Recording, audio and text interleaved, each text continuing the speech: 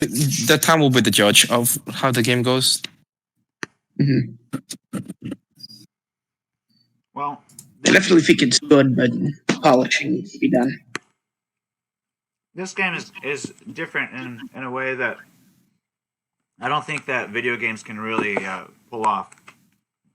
We have a lot of deep immersion and interaction that really is because we have some really fabulous players.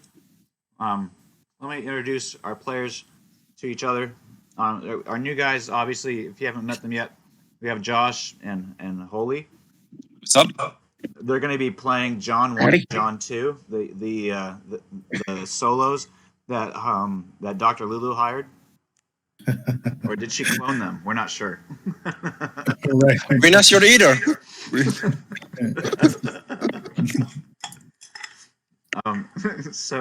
Anyway, Dr. Era, please introduce yourself.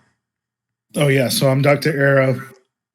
I'm the Ripper Doc for this crew of like ex Maelstromers. I guess we're not ex Maelstromers. We're just ex Earth Maelstromers. I'm trying to learn from the good doctor how to make some different drugs. I mostly just specialize in cyber limbs, and I've got 4 arms. Tell them about the drug you made. Oh yeah, I try to make some more whenever I get a chance, but I do. The only drug that I'm really putting a lot of effort into right now is like a level 3 speed heal. So far, to my knowledge, it doesn't have any side effects, at least not baked in. But as we're talking with Snow, we may find out later that there might be some side effects, or maybe some long-term side effects. Who knows? But yeah.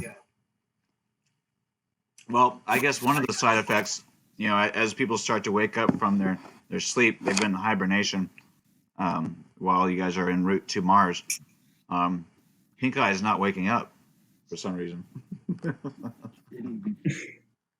Pink Eye. I unfortunately really screwed Pink Eye up on one of our last missions. He got a locator chip implanted in him by one of the Crystal Palace Interpol investigators. He and our Netrunner both got something implanted in him. I was able to get it out of the Netrunner's arm without incident, but the surgery on Pink Eye was a little bit dirtier, and I ended up having to just take his arm off. So he's still recovering from that. Right. At least he survived. Yeah. Hey, he's still alive. That's what counts. Well, we're not sure yet. He seems to be MIA. We can always salvage for parts at the end. Oh my god. He's got some good parts. Exactly. He was kind of a cyberware junkie. Kind of. I'm pretty sure they mistook him for like a turret or a rocket launcher at one point. The living weapon. Tell us about your character, Noah. Oh god, I play Jumbo, the worst person. A conspiracy media all about aliens and uncovering the quote-unquote truth. He loves that shit. You have a new Dumbo jump for it? Dumbo jump. Jumbo jump. Oh god, I swear to god, if I ever get a political career, I'm not gonna get... They're gonna look back, find, is it true that you said you want to release a, quote, jumbo load on the world's face? Can you elaborate on that? Like, Jumbo can be summed up by poor decisions. He's kind of like that Ancient Aliens guy mixed with what, Rush Limbaugh.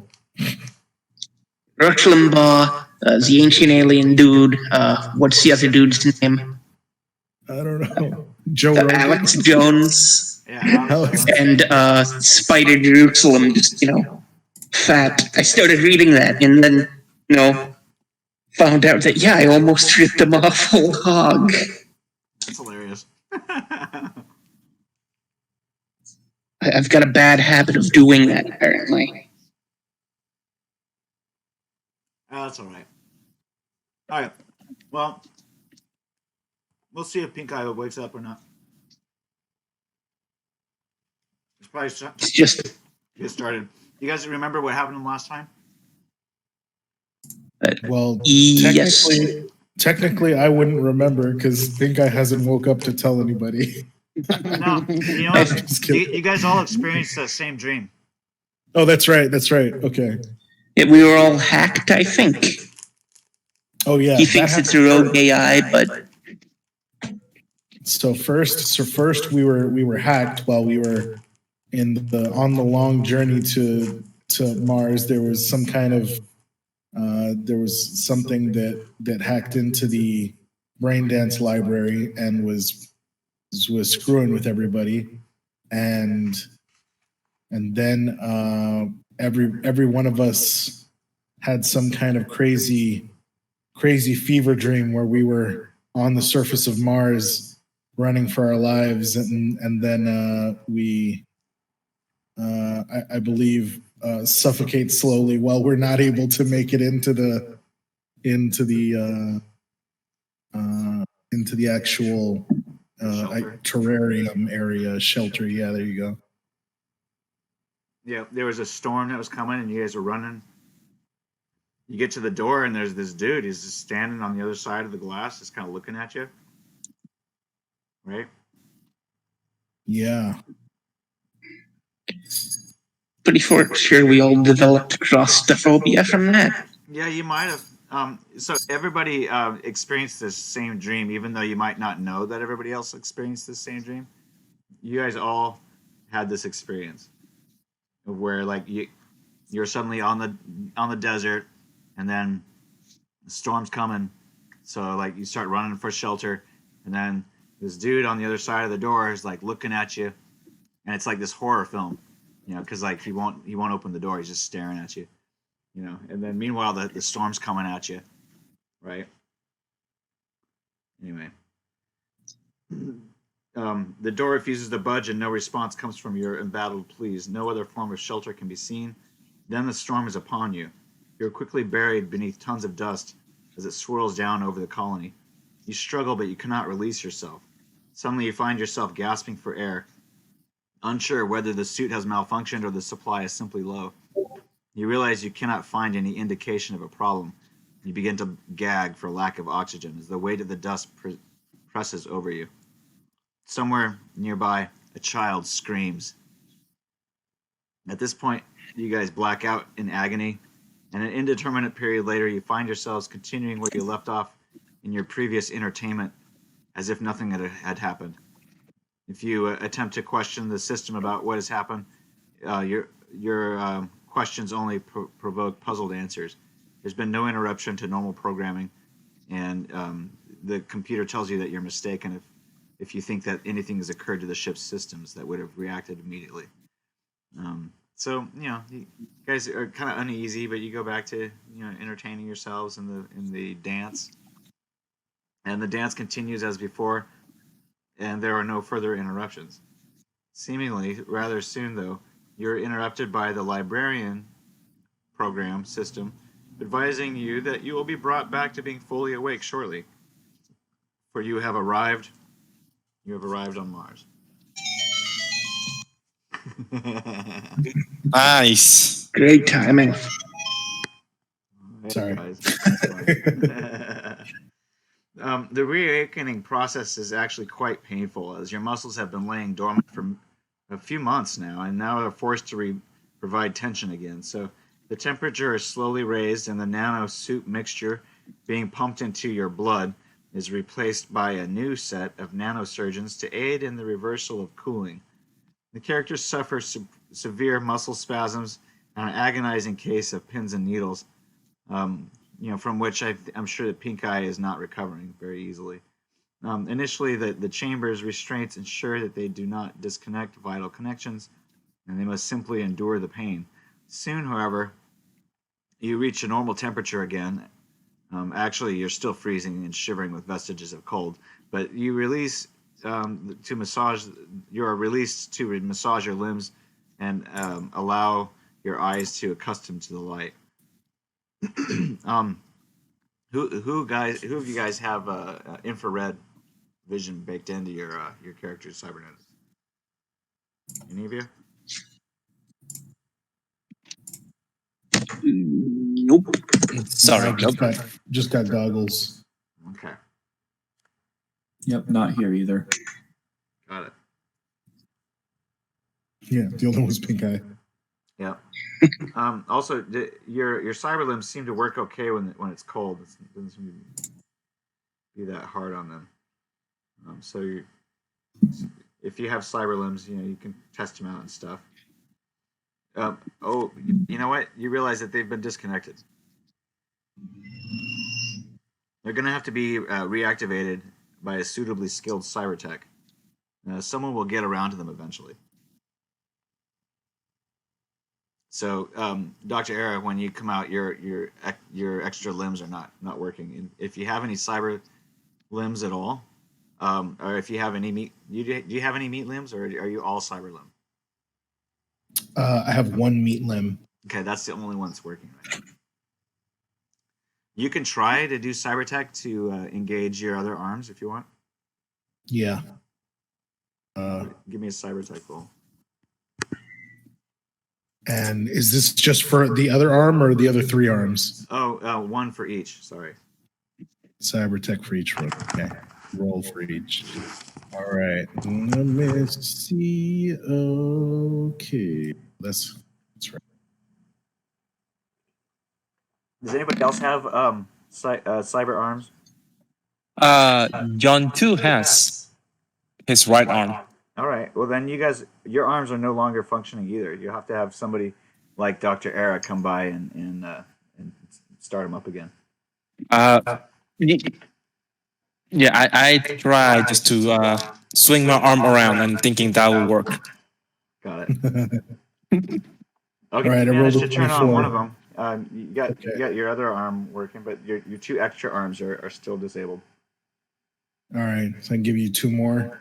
And then roll a 1d6 for each of these rolls to figure out how many minutes it takes you. right.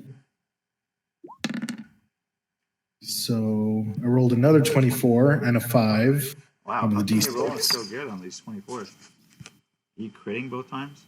You're giving me 8 because you have a natural Is it 16. I see. Yeah. Cool. And So 10 minutes later, 15 minutes later, you got them all working. Oh shit! You got one of them's not working. and I guess is that so? It's 6 minutes before I can try again. I guess. Yeah. So I'm screwing around with this. I'm screwing around with this other last. I don't know what's going on with it. I gotta get another try at it. Should I at this point? I'm gonna. Well, it's about 15 minutes since you've been awakened. All right. You can make an awareness notice check. Yeah, let me do that because see if I notice John 1 or 2 flailing their left arms or anything around.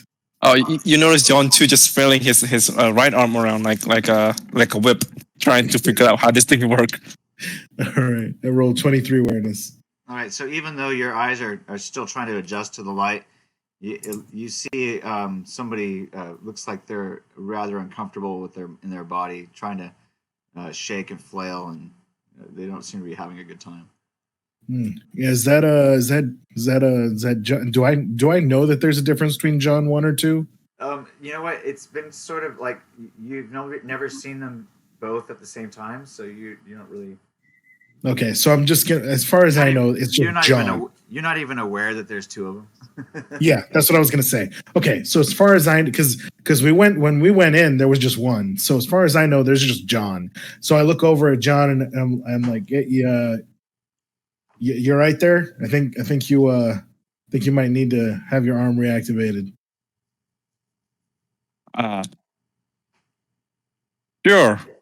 Yeah, let me take a look at that, and I'm gonna roll. I'm gonna roll to try and reactivate his arm, and I'm cut it off. No, I'm just kidding. I'm rolling 19. You can use a point of luck if you want to turn it on, or you can roll a 1d6 and try again in that many minutes later. Yeah, I'm not gonna waste luck right now. Let's just let me see. So 4 minutes later, I'm screwing around with this thing. I'm like, hey, sorry, man. I don't know what's going on with all these damn cyber limbs. I think I'm still attached, right, to my. No, you're fine. You're fine. Okay. I was just fucking around. No, yeah. Okay. He can't see very well. It's like, dog, you have 4 arms. I only have 2. One missing if 50% off. Son of a bitch! Are you serious? I rolled another 19. All right. Fuck. All right. I put one luck. Now, let me mark this down. So fucking put it in the chat too. +1 luck. So you can have your arm. So you guys can see that luck is not really a dump stat. It's one of those stats that you can use to increase the score on any of your skill checks. Oh, nice. And it refills after each session. But that's why I'm like, even though I have 10 luck, I'm kind of stingy with it because whoever made my character kind of made them kind of weak in some areas. So if we get into fights, I like to make sure that I can use luck. Anyway, all right. There you go, man. I think I got it. Thanks, Doc. Yeah. But I think the other John's arm isn't working either. Yo, what? Yeah. And I'm just sort of walking down the hall like, hey, I see you're working on him over there. Mind helping me out over it? Wait, is that me? The shit? What's up, John 1? I am you from another future or another timeline or another dimension or maybe a clone. Who knows? Is this one right there? There we go. All right, this is Spider-Man. All right. Yeah. Okay. I don't. All right. Look, man. I'm just gonna help you out with your arm. You guys are not walking, by the way. You're in 0G gravity, by the way. All right. Gotcha. All right, I'm gonna roll to see if I can't. I am not putting any more luck in anybody's arms, so y'all can fucking deal. Holy shit! Shit, I think you broke it. Oh god, this is the worst. But this time I went to John 1 and it says, you see, my future is my arm is being fixed. Your future is your arms being broken again.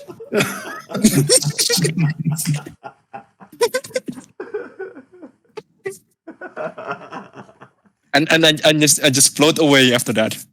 Oh my goodness. All right, well, wow, did you ever blow it? You damaged the device or creation beyond repair. You have to. Oh, no. Serious?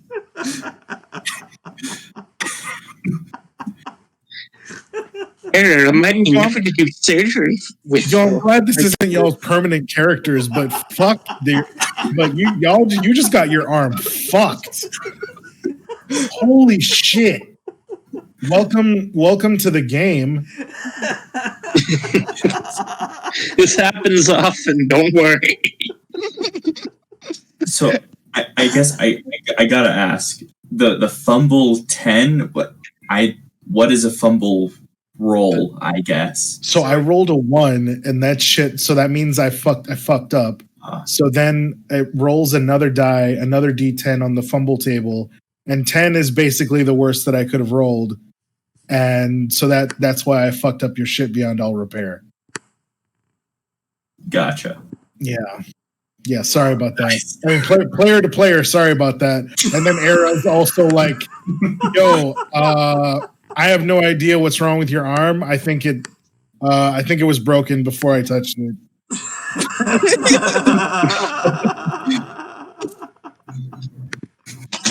Yeah. All right. Well, you guys are floating oddly in 0G. You guys haven't really figured out where your clothes are yet either, so you're pretty much naked, except like in your shorts. But you guys can find a wash station. There's a damp. There's somebody that's coming around and issuing everybody damp sponges, so that you can use the sponge to wash yourself off. But the wash station, you have to go and wet your sponge next to. There's like a little pump. Yeah, you push your sponge next to the pump, and it ejects a little bit of water that gets absorbed into the sponge. Because otherwise, there'd be water everywhere in 0G. Yeah, can't have that fucking choke on. So once you guys are sponging yourselves off, you get a little greasy from all of the fluids from the cryogen container. Then you guys are able to get dressed. A steward comes by with thin cotton. Looks like uniforms, basically. They're just like kind of like scrubs. Mm-hmm.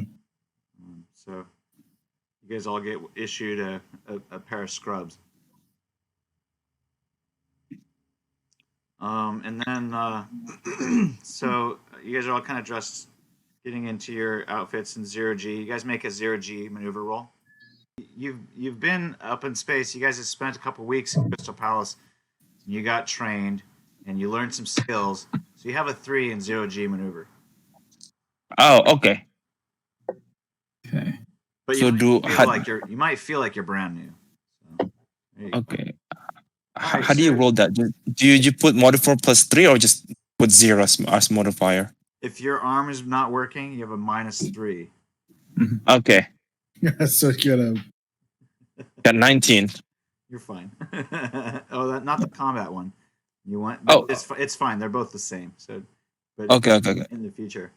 Yeah, I think he has a put- +3 Hold in. on a second. No, not quite. Okay. But did you put a -3? No, you put a +3. That's why. No, because my hand is completely fine. Oh, right. It was Josh who had a -3. It was John 1 that have a -3. Yep. And so I put the -3 in there. So it looks like it's adding the reflex skill. Yeah, it says but then also plus -3. It says plus -3. Yeah, that's weird. You're good. It's good. Great job. All right, so you guys, even in spite of not having an arm that's working, you managed to dress yourself just fine. But, it's not like it's rocket science, so it's just 0G. Anyway, someone else comes by, and you guys are handed a little paperwork to sign. You guys have to sign something, gives them like a waiver.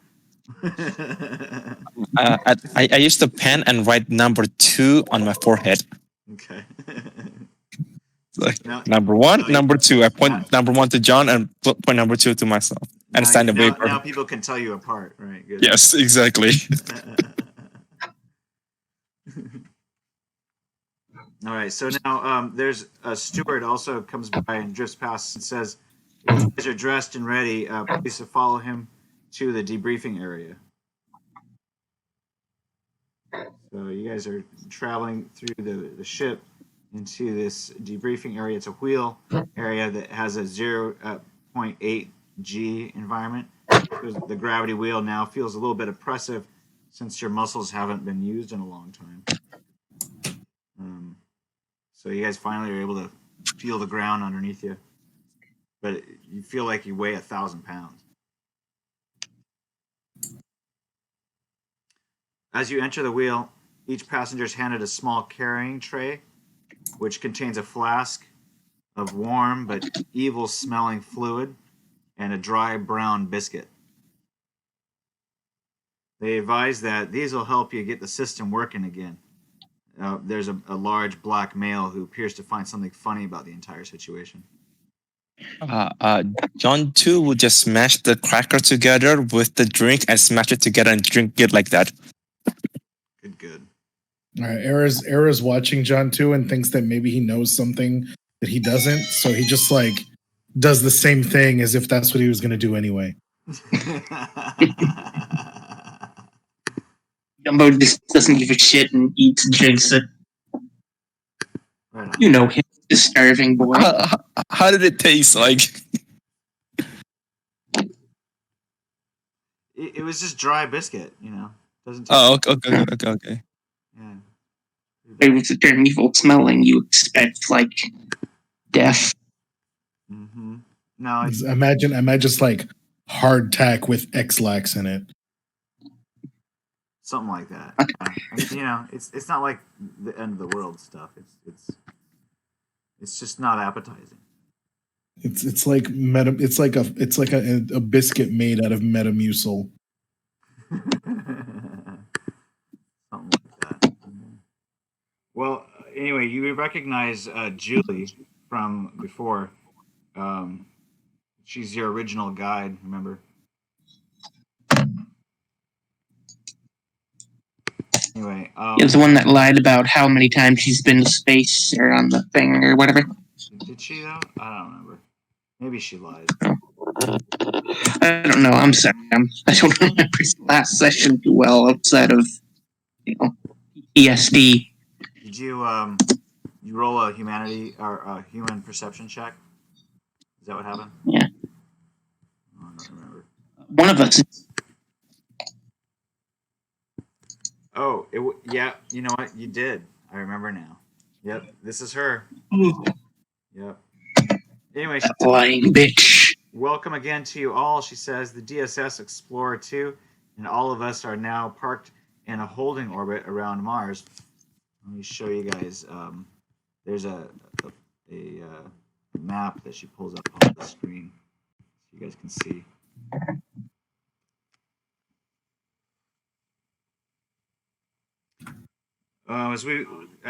After this session, you'll have a short wait as we begin to deliver passengers to the planet's surface.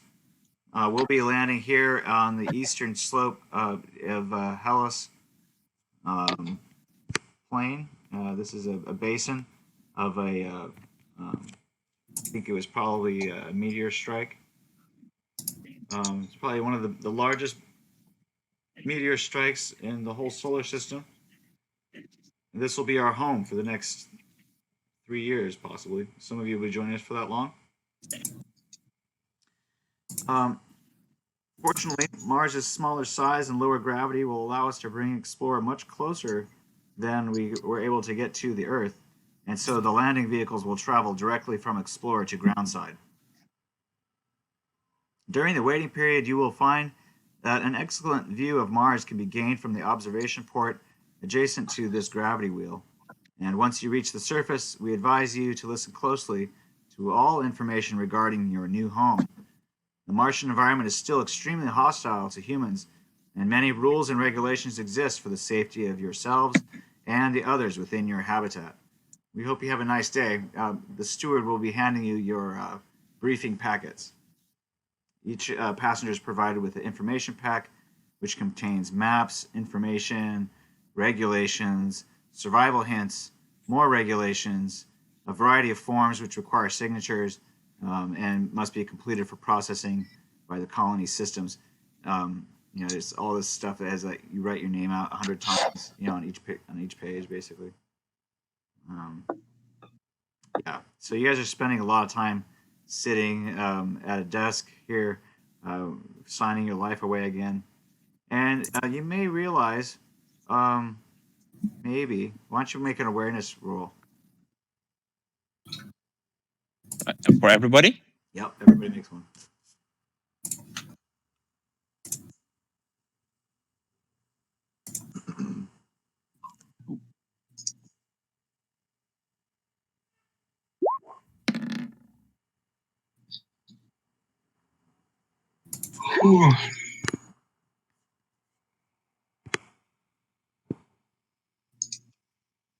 What's the under awareness rule again?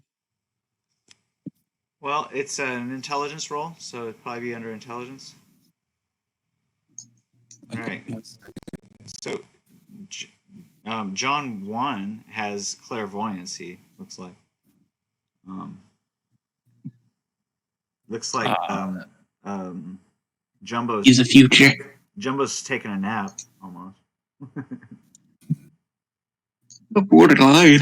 Wait. I can't roll. Give me a second. Oh, never mind. There we go. So, Dr. Era, you also notice, along with one of the Johns. Oh no, both of them. Both you guys see that some of the packets are much bigger than the others, and so you can kind of tell that there are two different groups here in this room. Some of you guys are going to ESA, and some of you guys are going to the NASA base. Some people have a NASA logo on their packs, but all of your guys' packs and the much bigger packs, for that matter, all have the ESA logo on them. And can I try to sneak peek of like what are they like signing on? If you guys are kind of all hanging out in the same group, you just see that the different people are being given different packs, but you're too far away to really see what's in the pack. Quick question. ESA, is that the pharmaceutical company? No, that's the European Space Agency. Oh, you're okay. You guys have been hired by the European Space Agency. Jumbo, why don't you tell them a little bit about the deal that you made with the devil or whatever? Actually, he's a shoemaker, I'll have you know. Oh, Basically, we got by this whack job with a whole bunch of cybernetics. I'm completely jealous, by the way. He wants to start a revolution on Mars. We brought all of our strongest, bravest warriors here, and as you can see, I'm one of them. He points to his just gigantic body. Disgusting, truly. Imagine Jabba the Hutt and Jabba the Hutt. I have taken it upon myself to help him liberate Mars. Just don't tell anybody else here. yes. Well, Did I get that right? Or the liberation of Mars shall commence. Yeah. Mars is a word. I look John 1 and tell them, and they say I'm the weird one.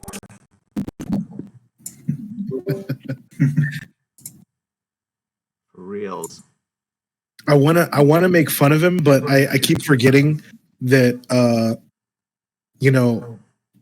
that Jumbo keeps on rolling like crazy on all of his credibility rolls. So all of us for some reason just completely believe all of his bullshit. But Everything he says is basically wrong, but his credibility is so high that he can tell you, the sky is purple, and you'd probably believe him, or at least be like, it's not purple. so he has like these stories about like alien space Nazis that are trying to take over Mars, and that's why we need to be there. And somehow that's how he got us all to leave Night City to head to Mars. I wish I had a better explanation for you, but that's I that's how wish that I happened. did too. Literally, we're on Mars because of space Nazis. There's more to it than that, but to him, it's just the space Nazis. Yep, pretty much. So now you guys it's really starting to hit you guys that you guys are expected to work. and you're basically you're here on Mars to become employees of the ESA. And so you got a lot. They want you to show up on time and all this fucking bullshit. Anyway, yeah, it's starting to sink in. that you guys are signed on for much more than you probably anticipated.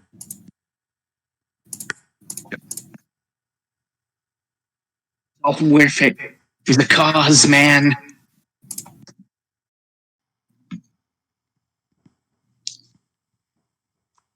Anyway, so you guys make your way out to the observation deck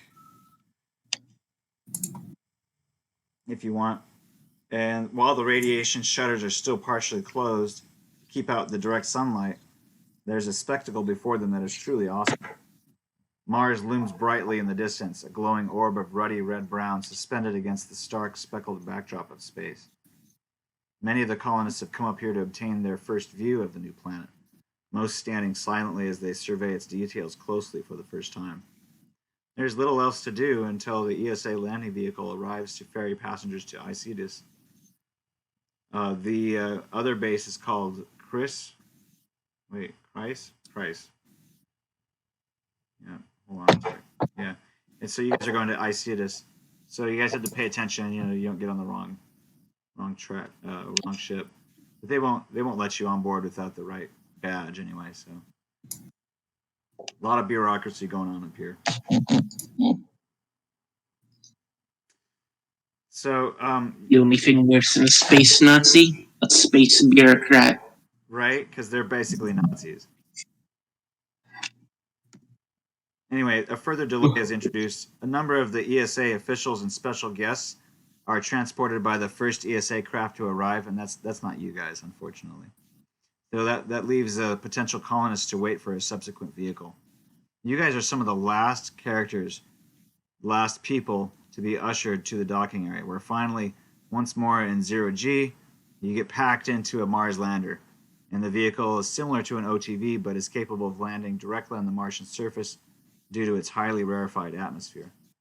So you guys are on your way down, kind of like, it's sort of like one of those rides at the fair, where you guys pull a chute and all of a sudden you like a free fall for a minute. The journey from orbit to the surface of Mars takes about 7 hours, relatively rapid after the intervening periods, and the craft lands rather solidly. So directly built into the rock here are some bunkers, which you can see the doorway to it, and you can see some of the the doors are locked with a security code pass door, so you can tell that that there's something inside there, and then also you can see that there's some Land Rover vehicles parked over in the corner there, and what's not shown here is the ramp that leads up out of this arrangement and goes up above onto the surface and drives you guys out to the other location.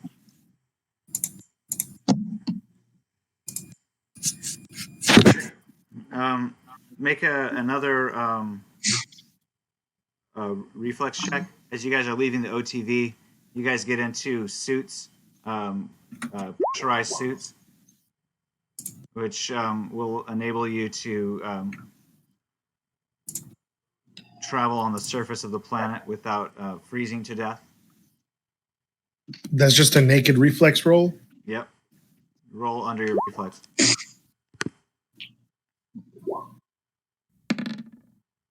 Cool. Oh, fuck. Right. Even though John, you have great reflex, Uh-huh. and it's not looking very, very good. It's okay. You rolled a 9. Your reflex is 9. You're fine. Doc, No, I roll a 1, and Yeah. I have 9 on it. right. All you need to do is roll under your reflex, which all of you did, so you did fine. No, I have a reflex of 10. I rolled over. You have a reflex of 10. Yep. You rolled a 3. Oh, got it. That shit. Never mind. Sorry. I'm fucking out of it today. It's all good, man. You guys lucked out. So you managed not to trip. You guys realize as you're walking on Mars that gravity is a lot different here. So it's less. So you end up kind of like, each step you take a little bit further than you're used to.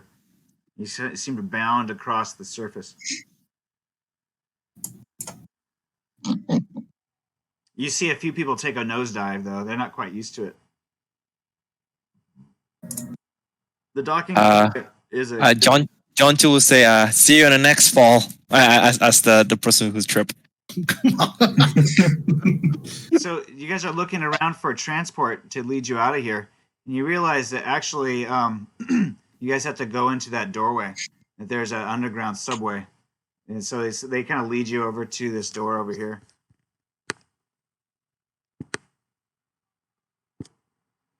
So you guys are walking over there, and when you walk in there, then you take a left and you go into a large. There's a large elevator that takes you downstairs, a few levels. So it seems like there's already been some extensive build out down here. The docking area is very high tech. So there's a small electric train which can carry approximately 50 passengers. And after a short wait, the characters are treated to a smooth journey into the heart of Isidis Base, the administration wing. Here, you guys are herded again like sheep into a large open area for processing once again. Forms, scanners, inane questions, and more forms ad nauseum await the hapless colonist who might wish to start a new life at Isidis.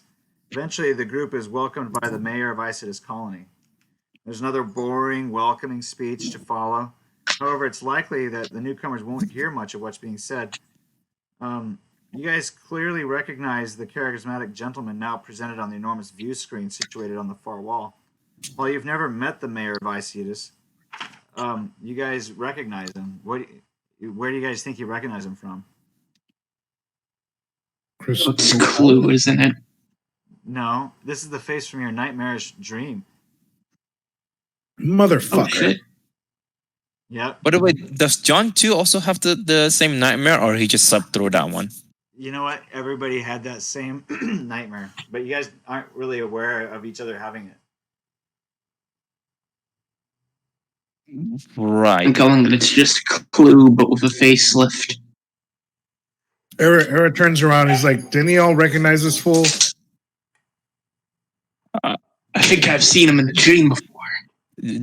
John 2 kind of squint his eyes a little bit. I was like, he looked like the evil villain in my dream. Y'all had a weird ass dream when we were in the pods about maybe dying, kind of. I mean, technically, I always have weird dream. I just have weirder dream this time than normal. Well, it sounds like we all had the same dream. Maybe like there's the terrarium we were trying to get in, and the mayor was at the door. Yeah, he's the one just watching us, right? Yeah, he locked us out. Yeah, the motherfucker. That You think that had anything to do with the hacker that was messing with the BD? it could. Maybe it was some kind of like. It could have been some kind of like anti-mayoral propaganda or something. So you guys realize that you guys are being greeted by the mayor, not as staff of the ESA or even temporary important visitors. You guys are being greeted as colonists. So the mayor is treating you. You guys are in a group of about 325 new colonists. Each of them have traveled to Isidis to live for the next 3 years. And this is NASA and ESA? No, you guys are on Isidis. Isidis is populated only by ESA colonists. Oh, so we're special. Well, no, there's just two different colonists. No, damn it, we're special. I don't think we're special in that kind of sense, but we're special nonetheless. Yeah, Right. no, I was kidding. Well, We're definitely special. you're special in that you've all been accepted into the Isidis-based colonization program by virtue of your possessing skills which were considered useful to the operations of the colony. That's it. Each colonist, male or female, has been assigned a position within the colony structure. Children are enrolled in mandatory educational classes until the age of 18, after which they can either join the colony's workforce or opt for further rigorous education. All members of the colony are encouraged to undertake continual training to improve the overall skill levels in all participants. In a small colony such as Isidus, there is no room for those who would wish to be carried by the system. It goes on and on, droning in the background. You guys are coming to the realization, of course, that each of you had the same dream. Did you find that weird? Swear to God, something fishy's going on. Well, You know, I don't know if it was even like a system-wide thing either, because like, think about it, guys. The are we the only ones who had this weird dream? We seem to be the only ones reacting to seeing this guy. At this time, John Chu Got a kind of point. stand up and kind of like ask around, is like, do you have a dream of that guy kind of locking you out on another passenger? the other passengers, colonists, looks at you and doesn't seem to know who you are. So he's kind of like, oh, do I know you? No, but the question still stands. What were you asking? Oh, did you know that guy will lock you guys out, like in the dream, to die, something like that? And I kind of pointed the monitor towards the guy who's speaking. All right. Well, oh, you mean the mayor? Yeah, that guy looks evil, doesn't he? Right. I go back to the groups like, see, it's not us. They also remember the dream. Yeah, Era's kind of like looking around. He says, I think somebody might have hacked the BD on the way over here and maybe has some kind of political agenda and may have inserted that BD experience as some kind of propaganda against this dude. I don't know if it's something we should be listening to or not, but I think maybe we should find out who hacked that brain dance on the way over here. I'm smelling intrigue. That's very. This is going to make a great add-on to this documentary. All right, so I want to show you guys on the ESA base map, this spot right here. There's an elevator in this module where you guys come up, and then you see over to your left in this module, there's an area where there's vehicles, and there's a double airlock, and you can see that the vehicles are being prepared for going out. There's like 3 garage doors out here. And it leads out into the Mars surface. To the right, down this module passageway, is the rest of the base. So you can see down below you guys, and the elevator that leads to that small train. It goes back out to the OTV launch pad. So this is all on the surface? No, yeah, this is all on the surface. Yeah. And the train is underground. Yeah, and those trucks that are in the module right next to you, there's like 6 of them in this module. There's 6 trucks. They're like as big as garbage trucks. They're like these huge kind of big rovers. They have huge wheels, so they can kind of go over anything, like monster trucks, basically. Nice. Yeah. So then you guys can go ahead and explore around here if you want. You guys have areas that you're supposed to show up to find your bunk, and you're supposed to check in. But in the meantime, you guys can explore around a little bit, as long as you guys don't find any areas that are off limits. You'll need a passcode, and you'll need to show your palm print, and probably have to give a voice passcode as well in order to get past some of these areas that you're not allowed to. All right, so you guys are over here. You guys can bring your tokens on the map. Okay, so I'm actually a bit new to Roll20. How do I do that? You drag your name into it, Oh, and that should give you the character. Yep. Oh no, I there's sh- 2 of them. I'm just kidding. Oh shit! uh, John too have the little cranky sign, showing that he's not really right in his head. All right. Well, Era wants to go check out. What's up here in these areas here. All right, which one? Up these hallways here to go to see what's up and down these little areas. So he's gonna walk up here, check out the area. He's Right. checking out what's I'm just following that guy, but basically because I don't know anyone right now. So Yeah. this module is like a dressing room. There's lockers on the side here. It looks like this is some kind of arena area where folks can do some physical workout. It's a rather large module in here, and it actually has 2 different parts to it. So All right. there's 2 sides to it. On one side, it looks like it might be like separated for different events that might happen simultaneously. And in the middle, there's a third area, which looks like it's just like a weight room. Like a what now? A weight room, weightlifting. Okay. It looks like they also have some conditioning where you can get like massage and stuff. All right. So, is there any people in any of these rooms we've seen so far? yes, there are a few colonists already using using these facilities. Facilities. So this is like a recreation facility. This module here, the 3 of them. So there are 3 rooms. Each room has different activities in it, but it's basically a recreational facility.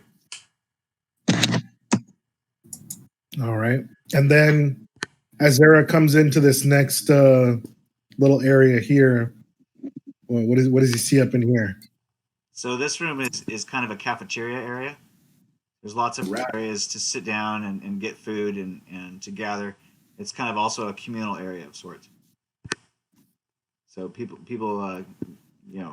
meals are served at certain times, but you can always find something to eat here if you need to snack in between meals, or if you miss a scheduled meal. All right. If just to kind of try and be quicker about it, Dr. Era is going to look around to see if there's any of those colonist you are here maps and says where different stuff is or anything. Okay, make an awareness notice check. Yeah, you find it. 21? Sure. All right, cool. So basically, it has a map of the whole area that you see here on the map already, and it gives you a breakdown of where places are. So you can just kind of point to it, and I'll tell you what's going on there. Yeah. What do I see when I look at this area over here on the map? Okay, I gotta zoom out because I can't see what you're doing. It's that little tree-looking area with a bunch of different habitat. Those are the habitats where people live. Okay, cool. That's what I thought. And then this area here. Okay, do it again. Okay, so that area there is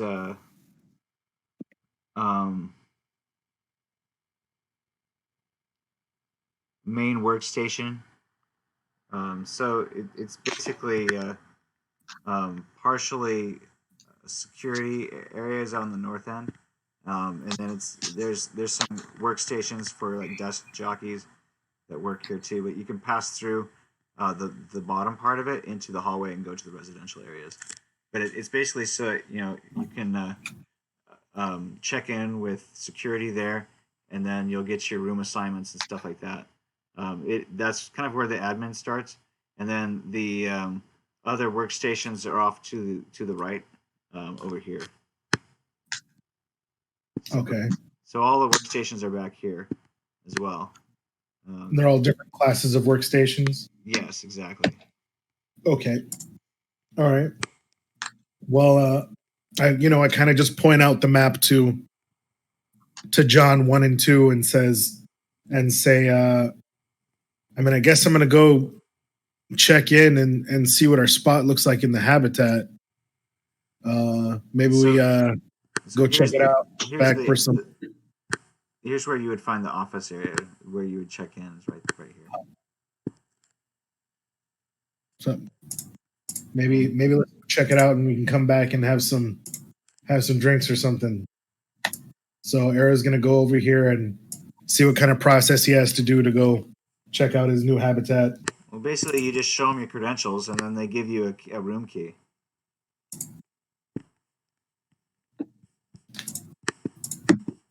And then head on down here.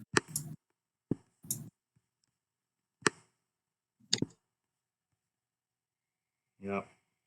I give them my credentials and all that, and they give me what I need. I want to go check out our rooms. I don't know if we got like You guys are down here. bunks or. Yeah, each one of these little squares is a room that seats 4 people. And there's also an elevator that goes up and down. So these also have, you're on level 1, we'll say. Okay, so this is a tower. There's just a cross section of a tower, and there's a bunch of habitats stacked on top of this. Yep. Okay. Are we residing on level 1? Yep.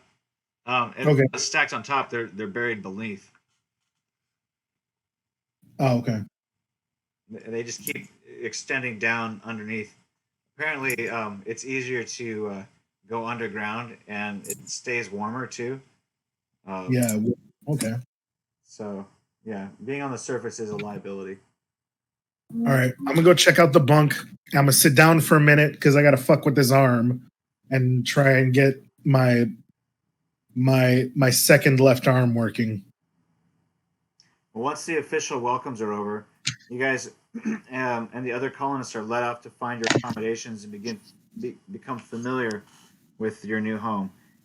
Each new colonist is shown around briefly by a more experienced colonist, so they kind of show you where your room is. And then after a brief tour, which takes you to your living quarters, you're led to another large area where you're advised there are regular meetings of the colonists' unofficial colonial council, which has been voted by the colonists to represent their needs to the Isidis Base Management Board. These meetings are held every 2 months and are known as the gatherings, and those happen in here. Is that like a commons area? Yeah. Okay. To help introduce the new colonists to life at Isidis, the latest gathering has been set for the day of their arrival. They are warmly greeted by fellow colonists and provided with a buffet of refreshments. The first real food the characters have eaten in a long time. It seems strange. These colonists seem to have better food than what's available at the cafeteria. You're not quite sure where they're getting it from. Oh yeah, black market. Let's go. Millet. I'm going to where is it? Film a bit of this. All right. Mostly for education reasons. Yeah, use your film skill check, whatever you have there. Yeah, photo and film. Give me some examples of what kind of food they got that the rest of the colonists don't have. Well, there's chocolate. Okay. Oh wow. Shit. Somebody has some alcohol. All right. So wait. Who has alcohol right now? Like we're being treated to this, right? Yeah. Nice. So, I'd start drinking, but Jumbo's a lightweight, so. So it's clearly not. It's clearly not a secret, at least not among them.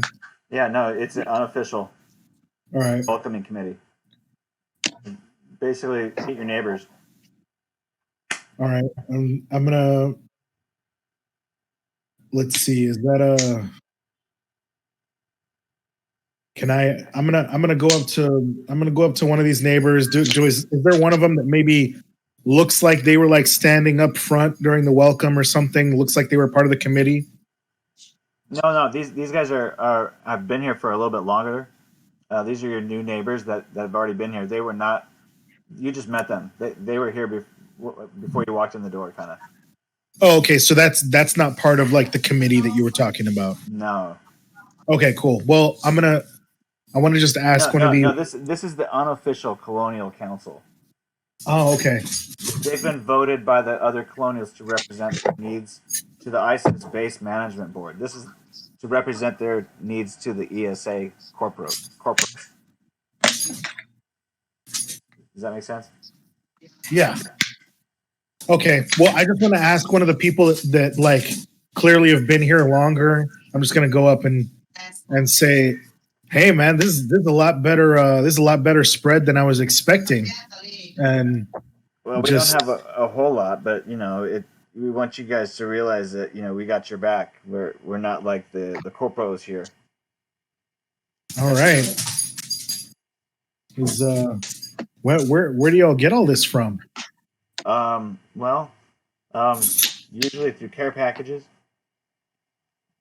Oh, so y'all have a sponsor back on a satellite, or? Yeah, occasionally, we'll get a shipment in, every few months whenever, you guys come in. Well, I was a cyberware med tech back on Earth, so if my skills, outside of our day-to-day work may be needed by any of our neighbors or any of the such, you just let me know, and maybe you can help me coordinate some relevant supplies from your distinct sources. Well, anybody can order online, and have it delivered to Mars. You just have to, give them the right shipping coordinates, and it'll get on the ship to Crystal Palace, probably maybe Paradise Station, and then get on the OTV from there to Mars. All right. I'd like to make it clear that Era totally thinks that he's brokering some back deal right now.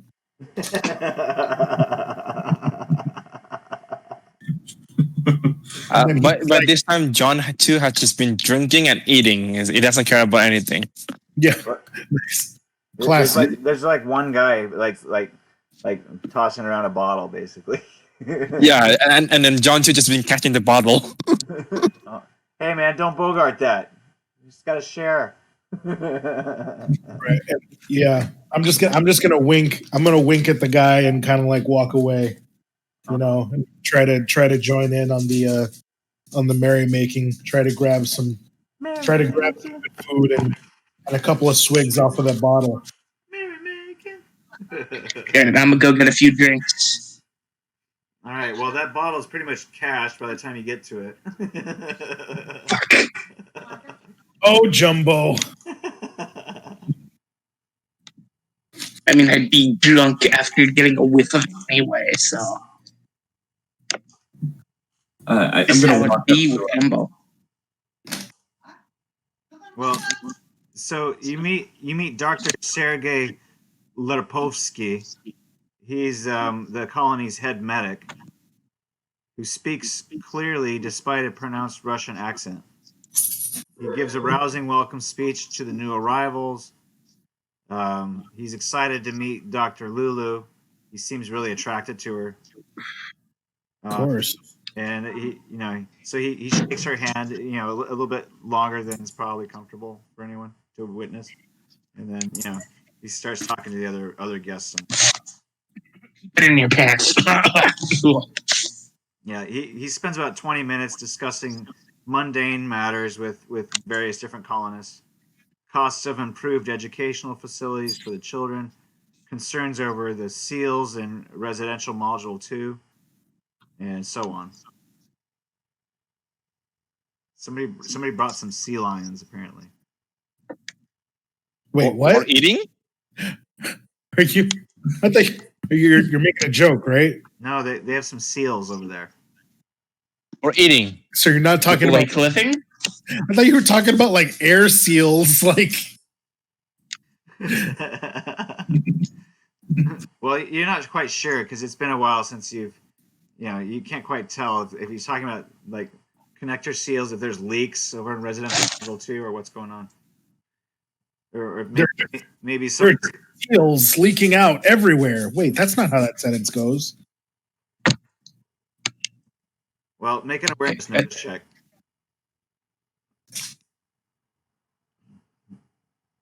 The most important skill in this game. Ring. Okay, there we go. Use it all the time. Oof. Oh, fuck. Is everybody have to roll for awareness this one? Yep. Got it. Give me a second. 24. All right, so you figure out that you guys are not in residential module 2. Thank fucking God. You're in residential module 3, but apparently there's a leak in residential module 2. Well, that sucks. Yeah. For whoever has to. For them. For them. John too just continue eating. It's like that ain't me. That ain't my problem this time. Well. Anyway. Well, I'd like to walk up to one of these people that looks like they've been here for a while. Just walk up to them and ask sort of generally. So, didn't really hear a whole lot from the mayor about like who he is or what his role is. Is he like someone the corp put in, or did we vote for him? What exactly is his deal? Like, Oh yeah, who does he? he's the head of the Isatitis.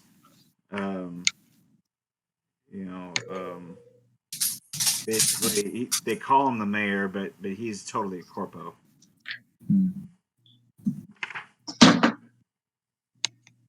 Yeah, the Isatitis base management board. It's not exactly somebody. It's not. There's nobody gets to vote on who's part of that board. The board is appointed by ESA. There might be voting going on there, but we don't get to vote on it. That's for sure. Right. That's some good old-fashioned American corruption. Well, it's not. Jumbo says, "Well, ESA is European. You realize you're. Don't correct me."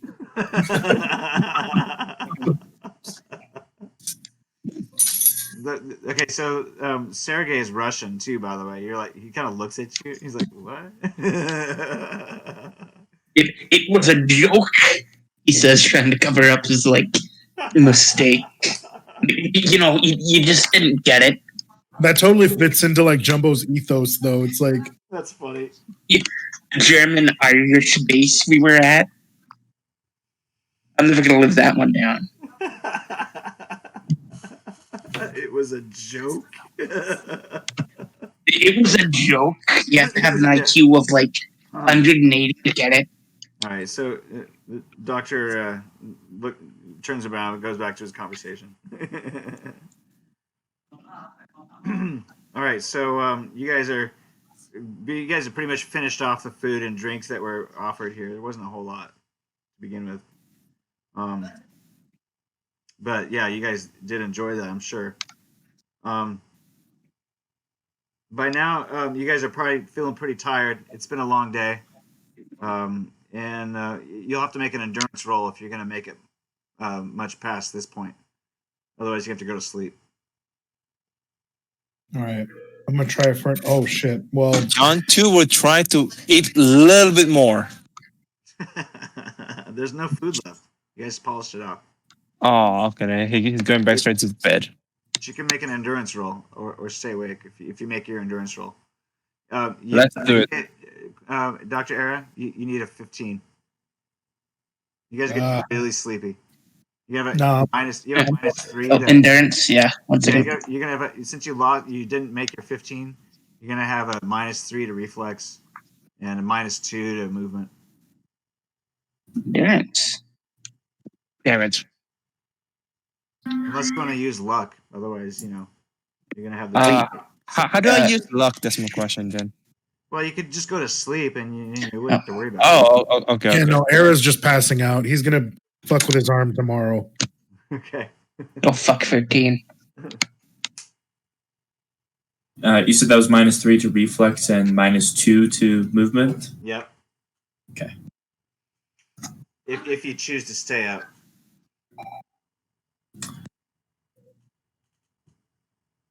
All right, so you guys, a lot of the colonists are retiring. They're tired, and so this was just kind of like a little, impromptu greeting, like little meet and greet. Hey, meet your neighbors.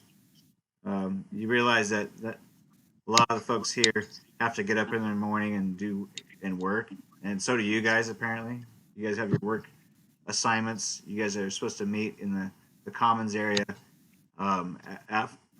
after you've eaten, ready to work at 9 a.m. Do we know what our assignment is? Yeah, you guys have been assigned according to your rate. What you guys? Okay, so when we first started creating characters for this, you guys had to fill out an application. Now the application was for a few different assignments. One of those assignments was probably let's see, one of these. Let's find out here. Hold on. Jumbo, you know what yours was, right? My what? You know what your assignment was, right? Yours, Oops. the survival specialist. Remember? Oh shit, yeah. I am the fitness instructor. Yeah, you're supposed to show up in the rec room and lead people in yoga or whatever it is, survival instruction. Oh, I'm going to lead a whole bunch of people to their death. This is not good. You're the survival tutor. Like the guy versus man versus wild, but You're supposed to teach the young children. Oh god, no. No, wait, this could actually work in my favor. I'm going to teach them. You're required to teach the younger members of the colony the basics of personal defense and survival skills so that they can face the future. This is fantastic. Can't wait to see how this ends. You're teaching them Aikido, basically, because you don't use projectile weapons, and they're generally unavailable anyway. Mm-hmm. Which reminds me, you guys did hide some, remember? Oh yeah, we did. Yeah. Well, so far you guys haven't seen much of Lulu, nor the cryogenic containers that she had. In fact, she seems to be on a different level entirely from you guys.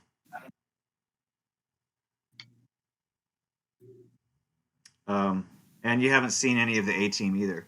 But in fact, you guys haven't seen any of the other Maelstrom at all, except for these two solos. They seem to have got bunked with you guys. Hi. How you doing? The other solos have been tasked with orbital controllers, so you guys are going to be operating some of the equipment. You guys have driving skills or something like that, right?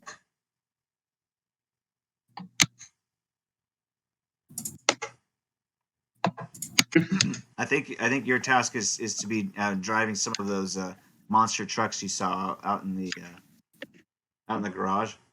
Oh man, sweet. Where do I can see that one in character? Pardon me? Where do I see the task that we had to do? Well, I'm just reading it to you. You guys are looking at in your paperwork. So you have other tasks. Your pilots, basically pilots and or drivers. So the volume of atmospheric and orbital surface traffic on Mars is increasingly exponential and must be carefully managed to limit the risk of an accident.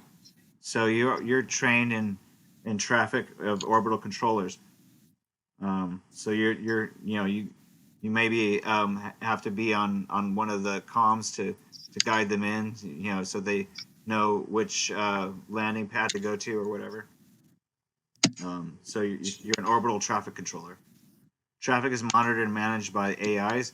These artificial systems are often too inflexible in their approach, particularly when dealing with a crisis. The automatic systems will lack the intuitive reactions of a human operator, which can often avert a disaster before the recursive analysis routines of an AI have recognized a problem. The native instinct in a highly trained solo and the high reflexes make you a perfect candidate for this position. So you guys have been assigned to the orbital outpost, and you guys help with the radio. You guys manage the orbital traffic that comes into the base. So you have a lot of off time. So you go there and the other guys will train you on how to do that. You have a lot of other security details you'll probably be a part of too, but that's part of it. They'll train you to manage orbital traffic, and probably have some other details of like driving people around, ferrying them around, doing a lot of transportation.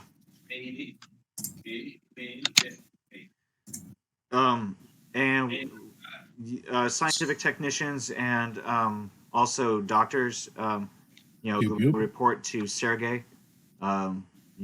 He's going to be your liaison, the guy you just met. So he'll assign you to your duties in the morning, and you'll report to the infirmary.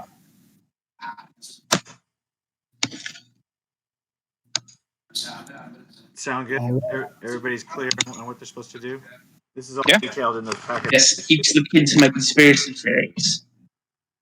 That is not what he said. That's what I heard. Again, I feel like I'm bringing up this character again. That like the shitty karate teacher from Napoleon Dynamite. I don't know. I don't remember why I brought him up last time, but I'm pretty sure it was because of Jumbo. Oh my god! Here comes it's usually because of Jumbo. I just imagine Jumbo with those like American flag pants on, with like some like a shirt with the sleeves torn off, with the midriff a little exposed because his belly, but like the shirt just says like aliens on it and has the hands like around the words. Oh, that's awesome.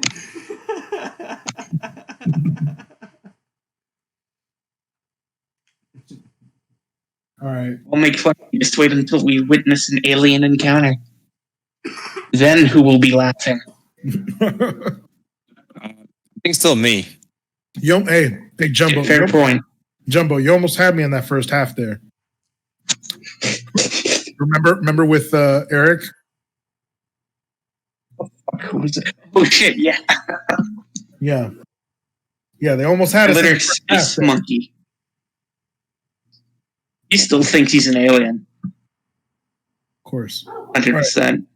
So, can I try to wake up a little bit early so I can fix my arm before I smash some food? Well, what time do you want to wake up?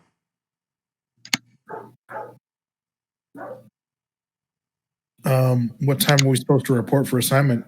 9 a.m. 7. Okay. Make an endurance roll. You just gotta beat a 10. Oh man, I've got like. Wait! You said I got to beat a 10? Yeah.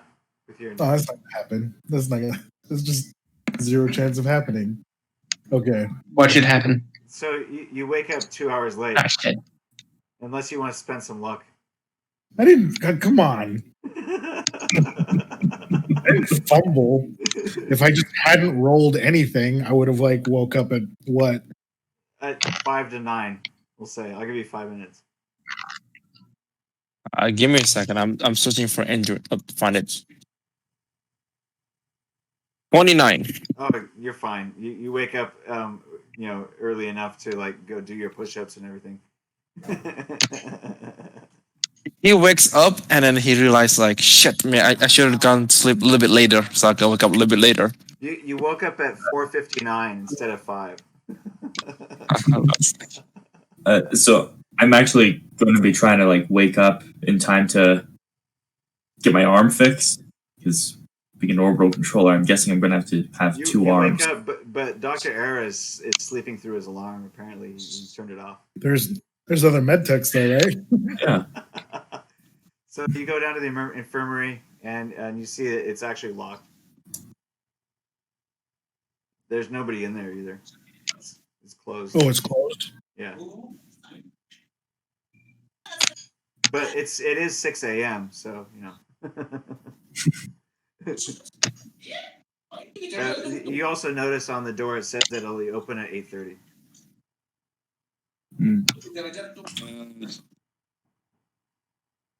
Bet you he would have woken me up. I cannot look at the doctor and just watch him. I'm not gonna wake him. I'm just gonna watch him creepily. Okay, so he rolls over and is kind of sort of like he's almost awake, but he's not.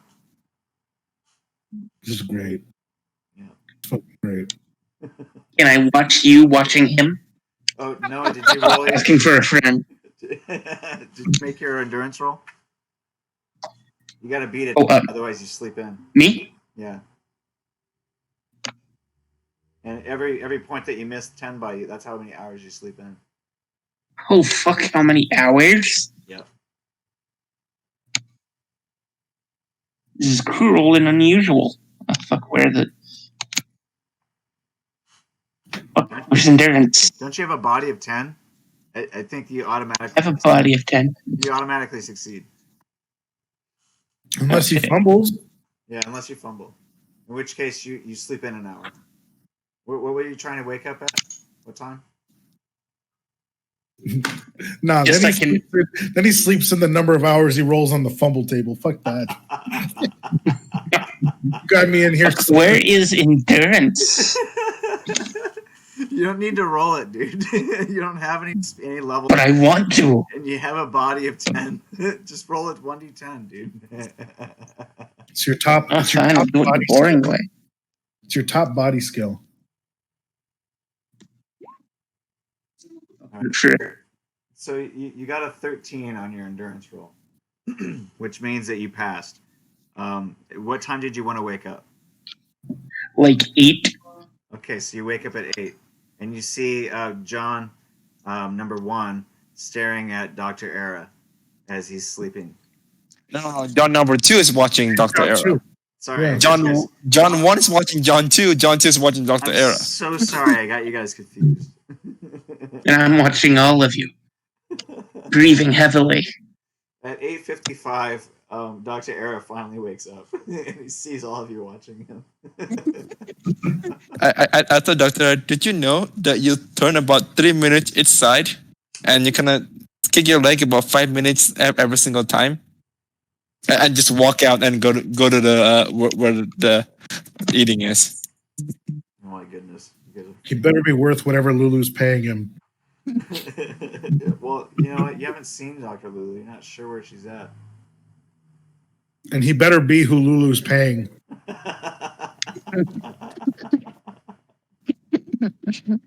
I swear, it's an alien clone situation. She may have put them loose. She may, I don't think that they're on the payroll anymore because they're not bunking with her or anything. They're not bodyguarding her. All right. Well, I figure I'm just gonna run straight through into. Was this the infirmary? Is that what you're saying? Yes, that is the infirmary. All right. Sorry. But in order to get to there, you have to go to check in here and get them to buzz you through the doorway here. Yeah, so I figure I'm just gonna run straight into there and wait till I get into the infirmary to start working on my own arm. Yeah, you have 3 working arms. You have one more arm than most people. Yeah, you say only. You forget that that's all I initially wanted, and I was just like, okay, I'll just buy the fourth one. All right, good. Okay, so they buzz you in. You get to the infirmary. The infirmary's been open already 20 minutes, or almost 30 minutes. And All right. you see Dr. Lulu and Sergey. What's his last name? I forget. Lepovsky. You see Dr. Lepovsky talking with Dr. Lulu, and they seem to be deep in conversation. Oh, I go immediately and interrupt them. I say, "Oh, hello, Dr. Lulu, Dr. Lepolsky. How are you doing this morning?" Oh, good. Finally, you are here. I have much work for you to do. Yes, unfortunately, I had some issues on the way into orbit. I suppose with one of my cybernetics. I think it may have caused me to toss and turn a little more than I intended to last night.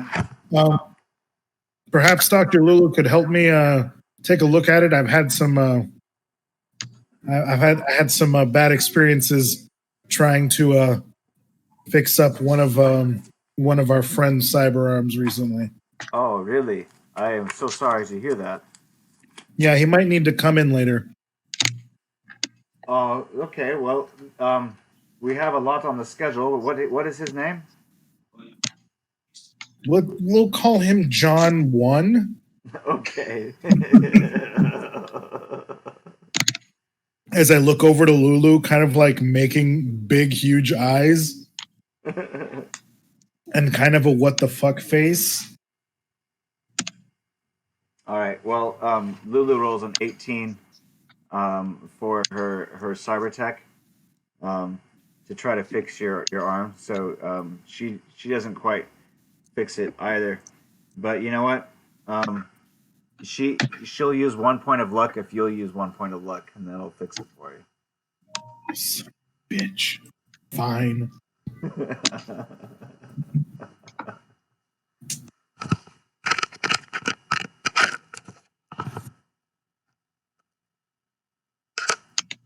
See, I gotta wear down his luck, otherwise, he just pretends to, like, oh, I'm good at stuff. No. See, if I have my luck, then I'm okay at stuff because I've got a body of 5 of fucking all of the big boy skills are 5. My reflexes, my cool, my attractiveness, my movement, my body. I've only got the nerd skills at 10.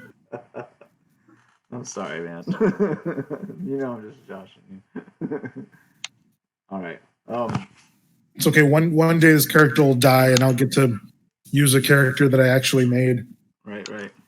Okay, so John, you guys report to down here in the garage. Okay. You meet another solo-looking character who introduces you to your new rides. Actually, you guys are gonna have to share one for a while because we don't have enough for everybody. So you guys will be like pilot and co-pilot. And you guys will both be responsible for making. Wonder who's driving. We'll make sure this bad boy gets back into this garage in one piece, and you'll be responsible for maintenance. We'll be learning all the parts today. We'll be going over oil changes and changing tires and looking at shocks. So you're going to teach you all about shocks today. You'll check in with the quartermaster here. He introduces himself as Bartholomew, and you can call him Bart.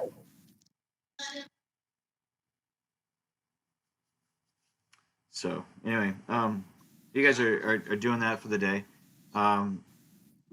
You and Dr. Lulu, Dr. Era, end up spending the day inventorying all of the medicine cabinet and inventorying all of the cyber tech and gear that you might have on hand. Mm-hmm. Mm-hmm. Um, Inventory, quote unquote.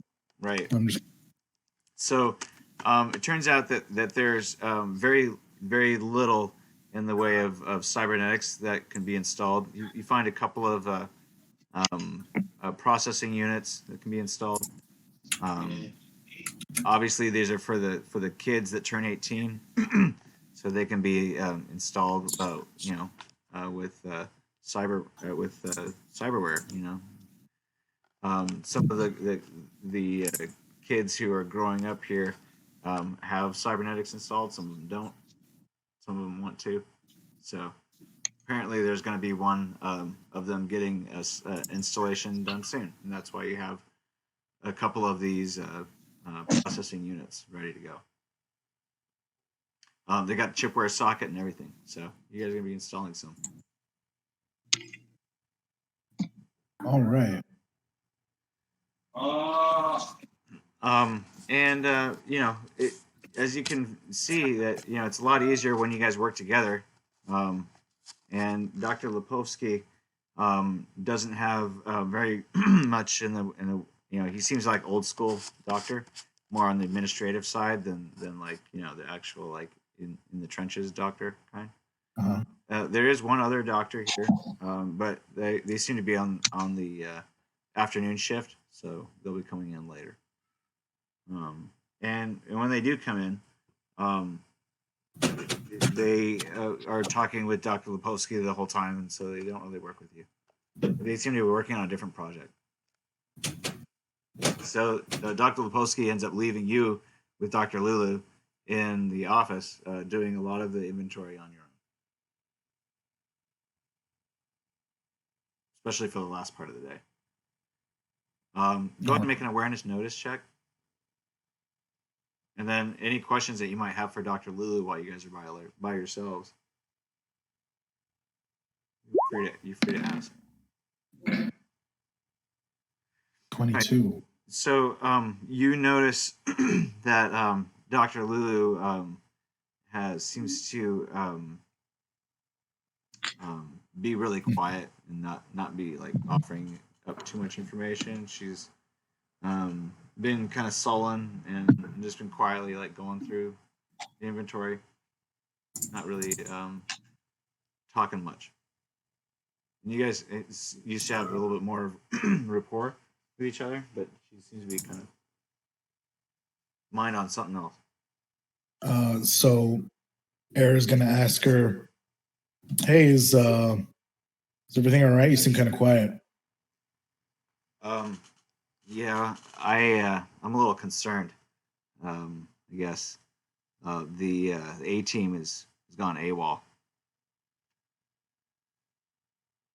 Let's see. Yeah. This happened as soon as we landed. Pretty much, yeah.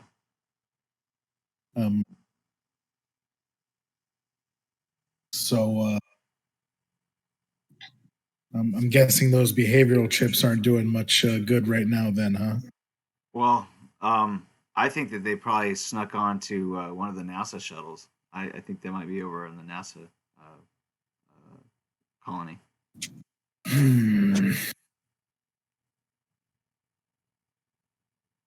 And their cryo tanks?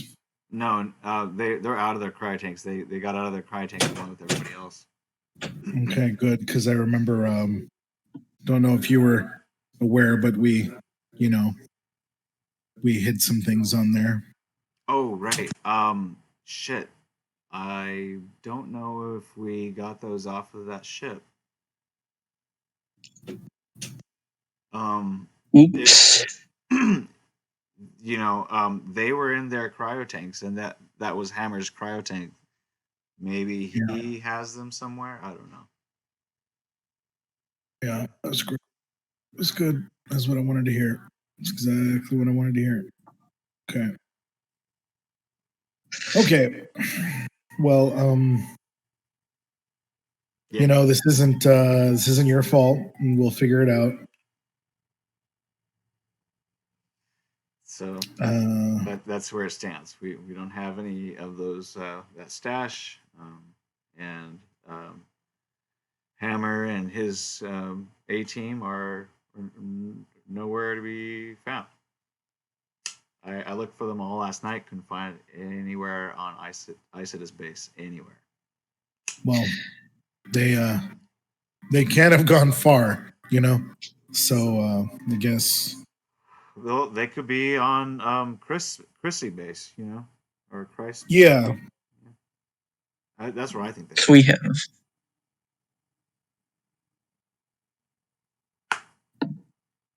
What was that? Oh, anyway. Oh, sorry. Yeah. So let's check in with Noah because he might be falling asleep. Oh no, I'm not falling asleep. I should get off soon. It's been a stressful few hours. Well, buddy, I appreciate you showing up and playing with us. It's I hope Oh yeah, I love coming. I hope that this is fun for you anyway. Yeah, it is. Okay, so you're over here in the recreation center, and you've got a bunch of young In the dojo. Yeah, you have to teach them Aikido. So you got like we'll say roll a 1d6.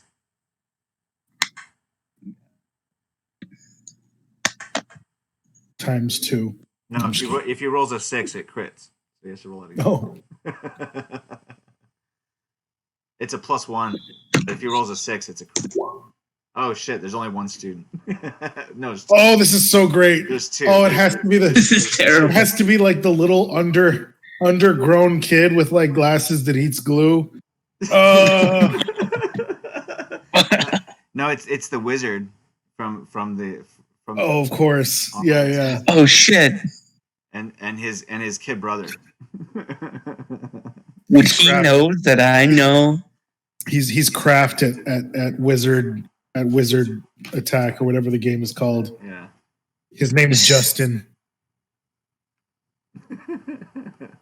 I really wish he would have kicked fucking Jack's ass. God, that would be hilarious. Right. But I think it's worse for him that he lost. Right. It's beautiful. So I only have like 2 kids in here. Mm-hmm.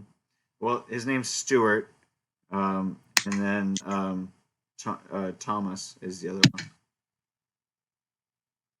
Stuart and Thomas. So what do you know about the real world? Well, Stuart is the younger one, and Thomas is the whiz kid. The Wiz. The Wiz. It's just a 2020 remake of The Wiz. Oh shit! To recap for the new guys, while we were on the way up on Mars in BD, and everybody's able to interact with each other. Pink Eye was playing one of the like Wizard Caster games or whatever the video game was, and this kid shows up, and I guess Pink Eye just like completely beats his ass at the game, which is totally what he wanted because for some reason he hates kids. Hates orphans, at least. Yeah, but it caused the kid to like idolize him and want him to keep playing with him, and so he like bothered him for the rest of the trip down to Mars. So what do you guys know about Aikido? They know absolutely nothing about Aikido. Because They're totally. this might get me fired, They're but I'm totally going to try to not attack them, but I'll catch him off guard with an Aikido move. Okay. He just moved to attack a child. This is great. Roll for I'm initiative. going for a dysfunctional motherfucker. So. Roll Crit. for Oh initiative. god! I failed to attack the child. That's fantastic. All right, so the kid basically takes you out really easily. Oh fuck! He throws you. That was some beginner's luck. And He says as he tries to pick himself up. I think with the 3, do you sprain an ankle? I don't know. Is it a reflex 3 fumble? Say on the fumble table. I gotta read it. Where is it? Where did I put it? There it is. I've hit it. That's why. Scary things. Okay, reflex fumble table 1 to 3. No fumble. You just screw up. So basically, you try to do your attack on him, and the kid actually has been watching you and paying attention, so he throws you. I mean, Jumbo's a gigantic dude. Any attack is like easily choreographed. Well, I'm gonna chalk that up as beginner's luck. well, if you've ever seen Aikido done, if you've ever been in a class, an Aikido class, usually the sensei will ask you to attack him, and so then the sensei will receive your attack and then throw you or do some kind of wrist grab, and then you'll have to tap out, and then he'll let you go, and then he'll do it again. He'll invite you to attack him again, so you'll do it again and again and again, the same move over and over and over, while everybody else is watching. Okay. So that was just a training move. Yeah. It's good to see that you're quick with your reflexes. So usually you invite, as the sensei, it would be customary for you to invite them to attack you. So now you would, I don't know. That's how you do it. Why don't you guys take a swing at me? Try to do the move that I successfully did, but you blocked. We don't mention that to any of the people I know. Okay. Well, it's just him and his brother. So, then go ahead and roll again for your Aikido. So he's gonna try to attack you. Swear to fuck if I fail again. He rolls a 7, and his reflex. We'll just say his reflex is 5, and his skill is 0. So he rolls a 12. So I beat a kid. Wait a second. Yeah. So you throw him, basically onto the mat, and he knocks the wind out of him. Oh fuck! And he dies. You knock the Lord's wind out of him, and he never wakes up again. So his younger brothers are like, oh cool, like like they're like, so he's like, oh damn, that's the move. You see, I totally let your brother take me on that one time. And so the kid gets up, he shakes himself off, tries to, get his breath back, and so it dawns on you that maybe you should teach them how to take a fall. Take a what? Take a fall. How to take a fall. So I hit him again then. If I keep punching you, you'll get stronger. We're playing by Saiyan rules here, kid. All right. Well, then are you gonna actually try to teach them, or just be in combat with them? Oh no! I'll try to teach them that. Okay. I just thought that would be. I don't want to kill a kid. All right. You don't actually have any skills in teaching, but you can try to do a teaching skill anyway. So roll a 1d10 plus your intelligence. Yeah, it's perfectly fine if they don't learn anything. Yeah, it's just to beat up on the fat man. What's your intelligence? That's a free. Yeah, that's what I was. 7. Okay, cool. Well, 10. You got a 10, so you actually managed to help them out with 1d10 IP. So if they get a 10, then they'll get a 10 IP. They'll level up. If not, then probably take them a week. Roll a 1d10 for them. Okay.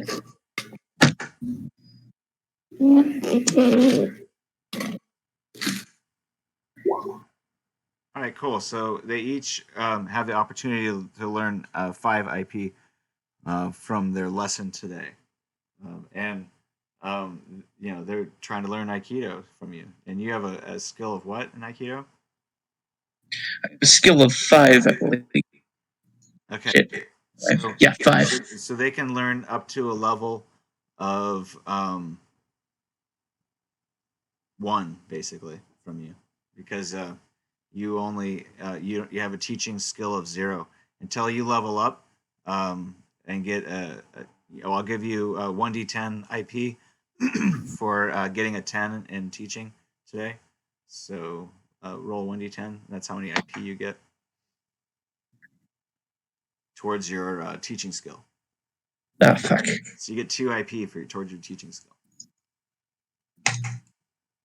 Got it. It all adds up. In order to give them an opportunity to learn IP, you have to score a 10 or higher on your teaching skill check. Got it. Should I roll that now, or No, you just did. And if they I earn roll again? and if they earn a cumulative of 10 or more IP, then I'll let you roll a 1d10 to see how much IP you learn for teaching. Oh, got it. Cool. So those are Alright. cumulative. So if they only learn 9, and then the next time they learn 2, then you get to roll a 1d10 again towards your teaching IP. Oh, got it. Okay. All right. So moving along, you guys end at the end of the day. You guys or you guys meet in the lounge here for lunch if you want. Depends on how it goes for y'all.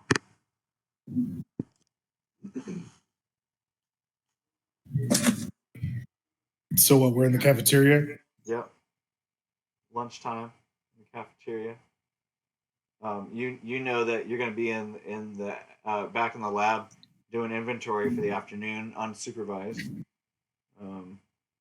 and you guys aren't quite sure what's in store for you after lunch, but you're told to report back to the garage. And Jumbo, you have another class to teach, survival training. Oh shit. This should be good. So where you guys see each other in the cafeteria? You guys are getting your lunch. I mean, I tell what's my day has been. Writing a learning new skill. Mhm. That's cool. You got to drive around the big Tonka trucks. That's what they call. Yeah. No, I'm just. Oh, okay. I don't actually know what they're called. Yeah, No, neither do I. I just call them a truck. But we go for that. yeah. Tonka truck's funny. Yeah. Well, I mean, so I got some interesting news. So it turns out that Hammer and the rest of the A squad, All right. they may have gone AWOL. Oh shit. So and Lulu looked for him everywhere at our station. They may have snuck over to NASA's side, so we may have a rogue group of Maelstrom wandering around NASA station. So you're telling me we've got a rogue group of complete cyber psychos just Yep. wandering around Mars? Stealing ma. Mm-hmm. Yep. Oh god, that's so awesome. I mean, terrible.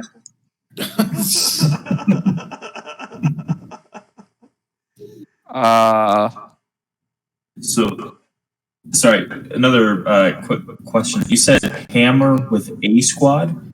Do we know these people? Oh, sorry. So, John, yeah, you're a new hire. So back on Earth, Hammer was the leader of the Maelstrom gang in our area of Night City, and him and the rest of his other legitimate sons, and some other members about 4 or 5 other members of Maelstrom form what they call the A Squad, and that's a group of basically, heavy wrecker cyber psychos that spend a good amount of their time in cryo sleep, so as to keep them under control. But we brought them with us when we headed to Mars. And, yeah, they might be loose. And just to put into perspective, the last time they got loose, they basically burned down a shopping mall and caused open war in the street before we were able to track them down. As I recall, you guys never really tracked them down. You guys just Yeah. going Okay. to the same party. You know what? They didn't have to know that. As far as they know, they did good. So I raised my hand and it's like, I have a question. So are we supposed to hunt them down right now, or are we gonna do it later? Are we gonna make a bigger fire in here, bigger than in the earth? Yeah, I'm gonna be honest with you. I don't know exactly how much of this to even say is our problem. I mean, yeah, maybe we should definitely devote some time into figuring out where they're at, but Now listen to what I gotta say. I say we when let's just say when you see the wrecking ball swing out away from you, you kind of move away before it swings back. Or you can put somebody else in your spot and let them see that swing back.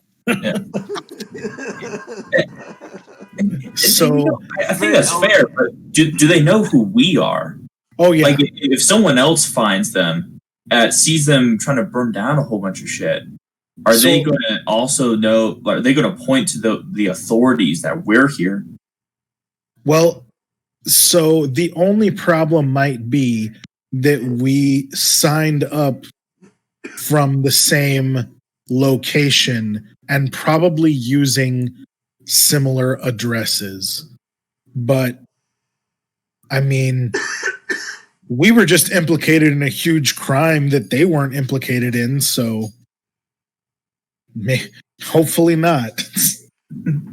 I mean, we're not able, at least, I mean, not you, but the pink eye Jumbo and I are never able to go back to Crystal Palace again. Whereas I'm sure these guys have nothing to do with it, according to ESA and Interpol. So, I think, I don't know, there might be there's kind of a technical gray area with, depending on how much we stick our foots in our own mouths here, or how much we stick our own necks out. So I think we might want to try and see if we can keep them from causing any kind of catastrophe, but let's be aware of the possibility that we might just need to like step back and let the situation handle itself. You guys, after having been here for like a half a day, I guess, and having had to go check in with the admin over in this module here, to do almost anything, you realize that the folks that are kind of manning the module there and also come in and out of this room here, those apparently appear to be the like a small police force known as the Colonial Militia. This appears to be tolerated by the base management as a small compromise to the growing complaints that the colonists have little power in management of their own lives, and the militia are provided only with tasers. There's no projectile weapons or armor allowed for use by the colonists. But these appear to be, colonists are members of the militia. So some of you guys have that as part of your job. You guys that are working as the solos that Lulu had hired. You guys are no longer working for Lulu, and she makes that clear to you guys at this point. Says, "You guys, how you guys liking your new job?" She asks you. I mean, I get to drive around with this giant truck. I enjoy it. Learned what a shock is today. Yeah. Well, aren't you glad you're not working for the colonial militia? Not working for the what? She points out that it must be a lot better than working for the colonial militia. By asking a question, well, isn't it better than working for the colonial militia? She points to the guys that are basically on guard duty 24/7.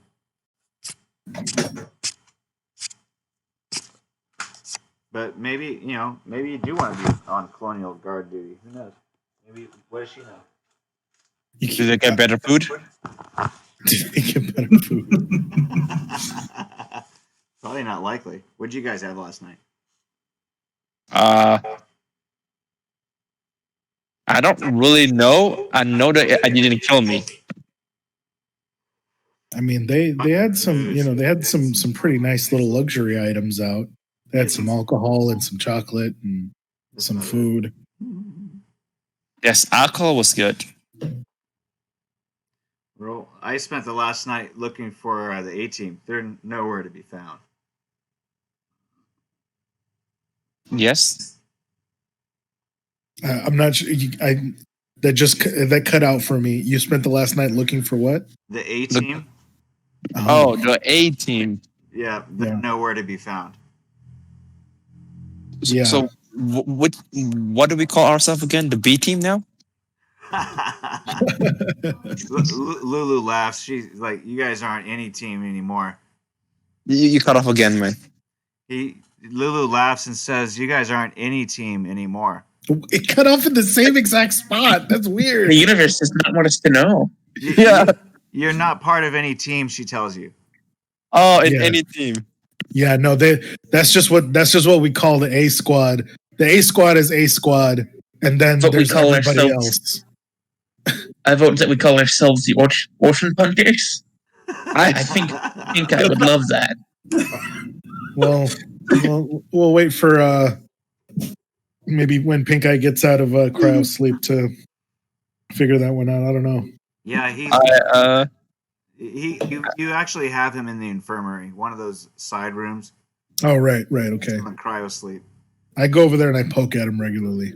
And Dr. Lulu managed to get most of the other cryo tanks down there, but she didn't find any weapons inside of it where she had stashed them before.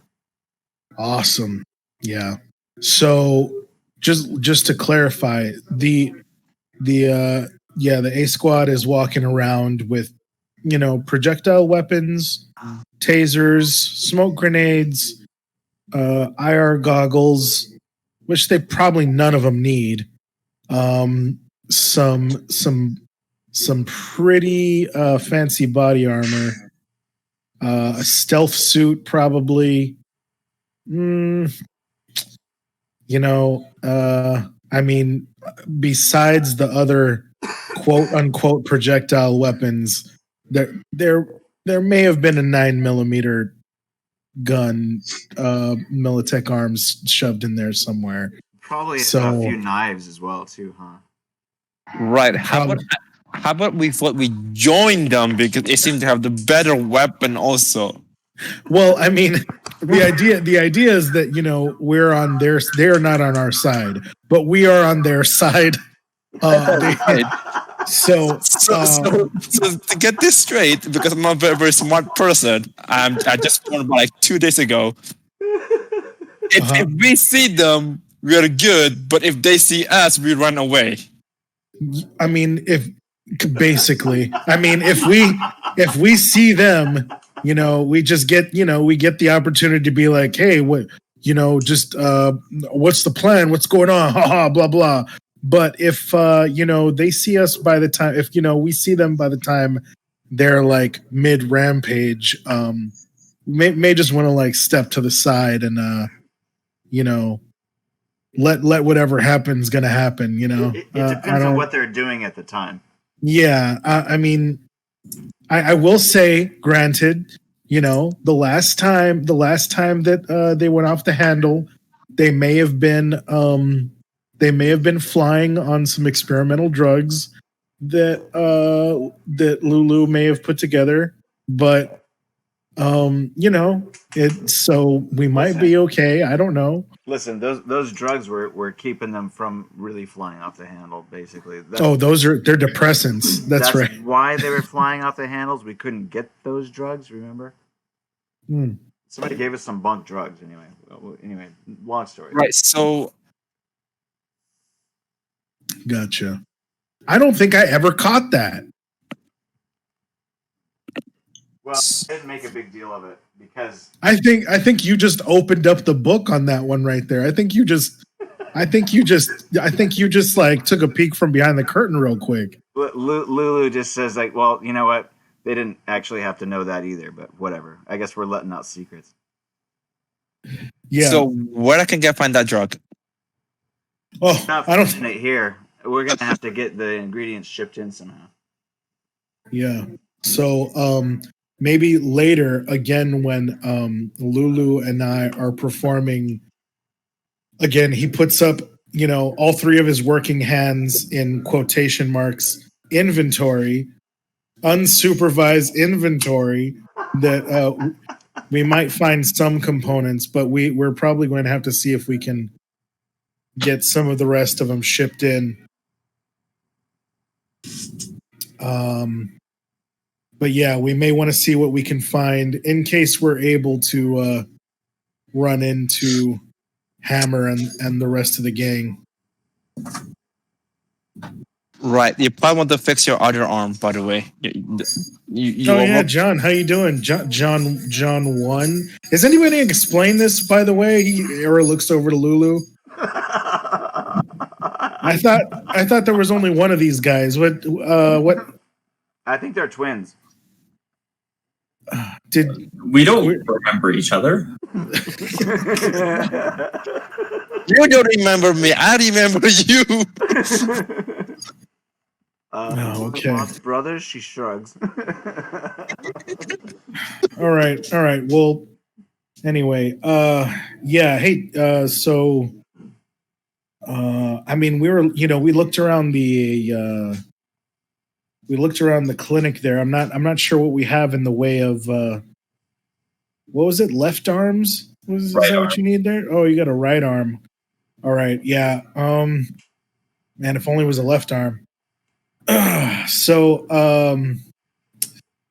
yeah, we may have to look around to see what we can find for you. Otherwise, we might also need to get somebody to ship in something for you too. You should come by maybe while we're doing inventory again with with quotation marks. Right. Yeah.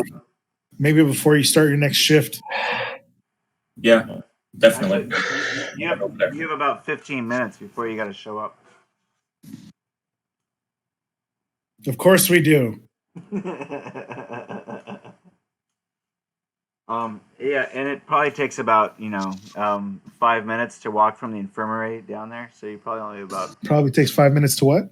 To walk down to the garage from the infirmary.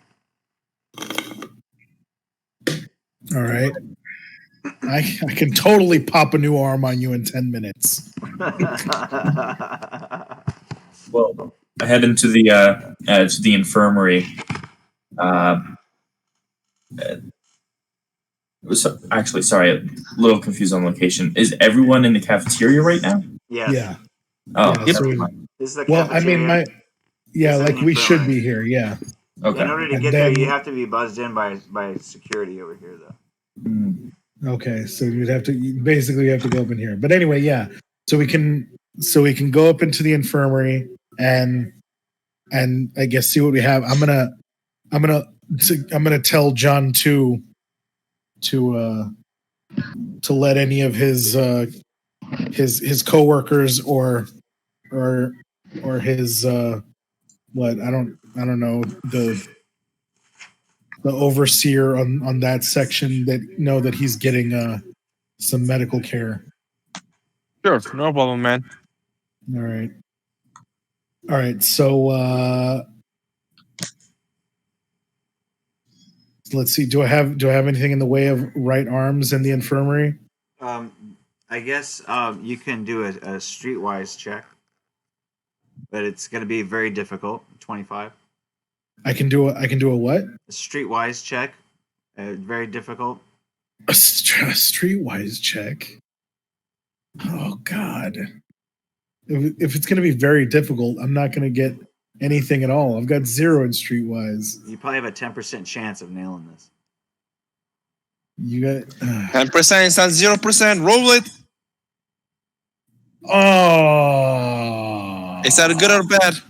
that was a 9. I got one.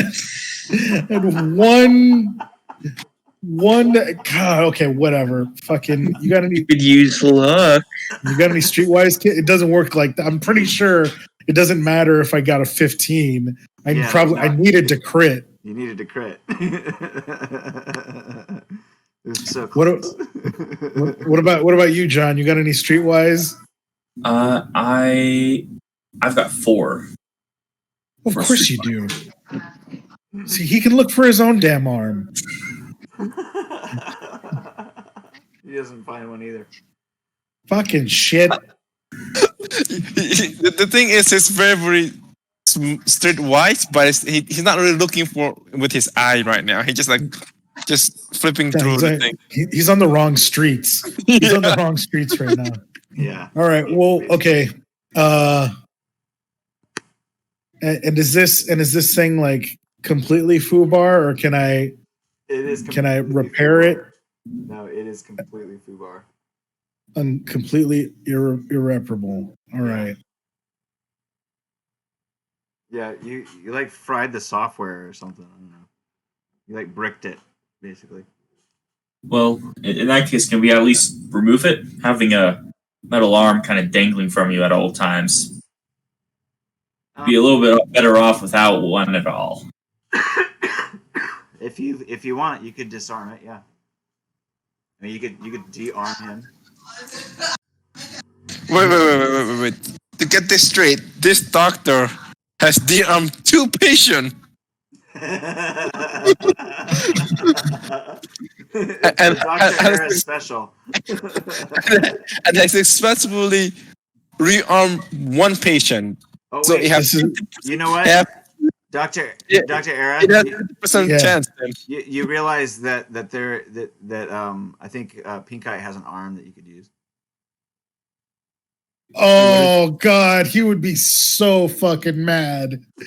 Oh, this is so good. Oh, wait, what's going on? What's going on? Pink Eye. Okay, so the guy that didn't show up today, Pink Eye. He's asleep in the infirmary. He's the guy whose arm I accidentally had to chop off. But he has a right arm that's a cyber arm. But he has a cyber right arm. I mean, you only chop 1 arm. What's the other arm gonna do? Perfectly balanced, right? You chop left, you're gonna chop right. I mean, okay, so I'm gonna go ahead and I'm gonna swap them. You know.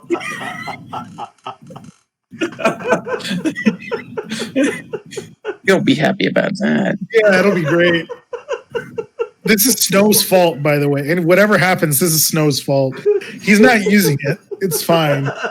You know, I'll probably won't notice. I'll get a new one. I'll get a new one by the time he wakes up. I'm sure it's fine. All right, so I'm gonna swap them. It's an easy med tech roll. Easy med tech roll. Yeah, let's. That's what we said about removing the chip. Let's go. Now you fucking. Oh, okay, never mind. It took the 4. It's because it shows me 2 dice rolls and one of them was a 10. I was like, "Fuck you!" Now you crit. All right. Wait, so quick question: do you want to be lower than your number to succeed, or do you want to go be higher? Sometimes yes. Sometimes yes. For all of these like skill, I believe like there's skill checks you want to roll higher, right? Yeah. But for like Saves. what do you call them? Like They're called like saves. saves, yeah, you want to be lower. Okay. So like for you want to do your So earlier when you guys were crossing the threshold, I made you do a reflex save. Otherwise okay. face plant. So you had to roll lower than your reflex in order to not face plant. and then the same thing when you're doing your death saves, right? Like your what's it called? Or stun saves even. Your stun saves. There you go. Mm-hmm. You don't have death saves, you just die. No, you have death saves. Combat There are death saves. Okay. Those happen All right. too. But those All happen after the stun save. All right, so I swap him out with a good arm. And does he magically have a mono knife in his Oh, his shit. compartment of his arm? I think there's a mono knife in the compartment of their arm. Shit. No. He remember he. Oh no, he had to hide it. Yeah, he had to hide it on the cryo tank. It's empty. Yeah. Okay. Never mind. All right. Yeah. Benny so would be pissed. All right. I swapped them arms, and yeah, nobody's gonna miss it. No, it's fine. Go off to work. Off to work with you. This arm's been deactivated though. You're gonna have to cybertech it in order to. Son of a bitch!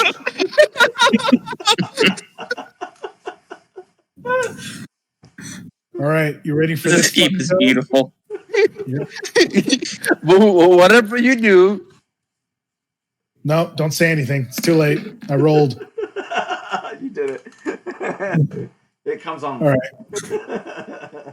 It comes online and immediately just flicks you off. Like, just middle fingers straight up. And I was like, huh. How about that? All right. Look at that. I guess it's working. Perfect. Thank you, Dr. Era. Yeah, no problem. Yeah, maybe I'll figure out what to do with this hunk of trash here and also the arm.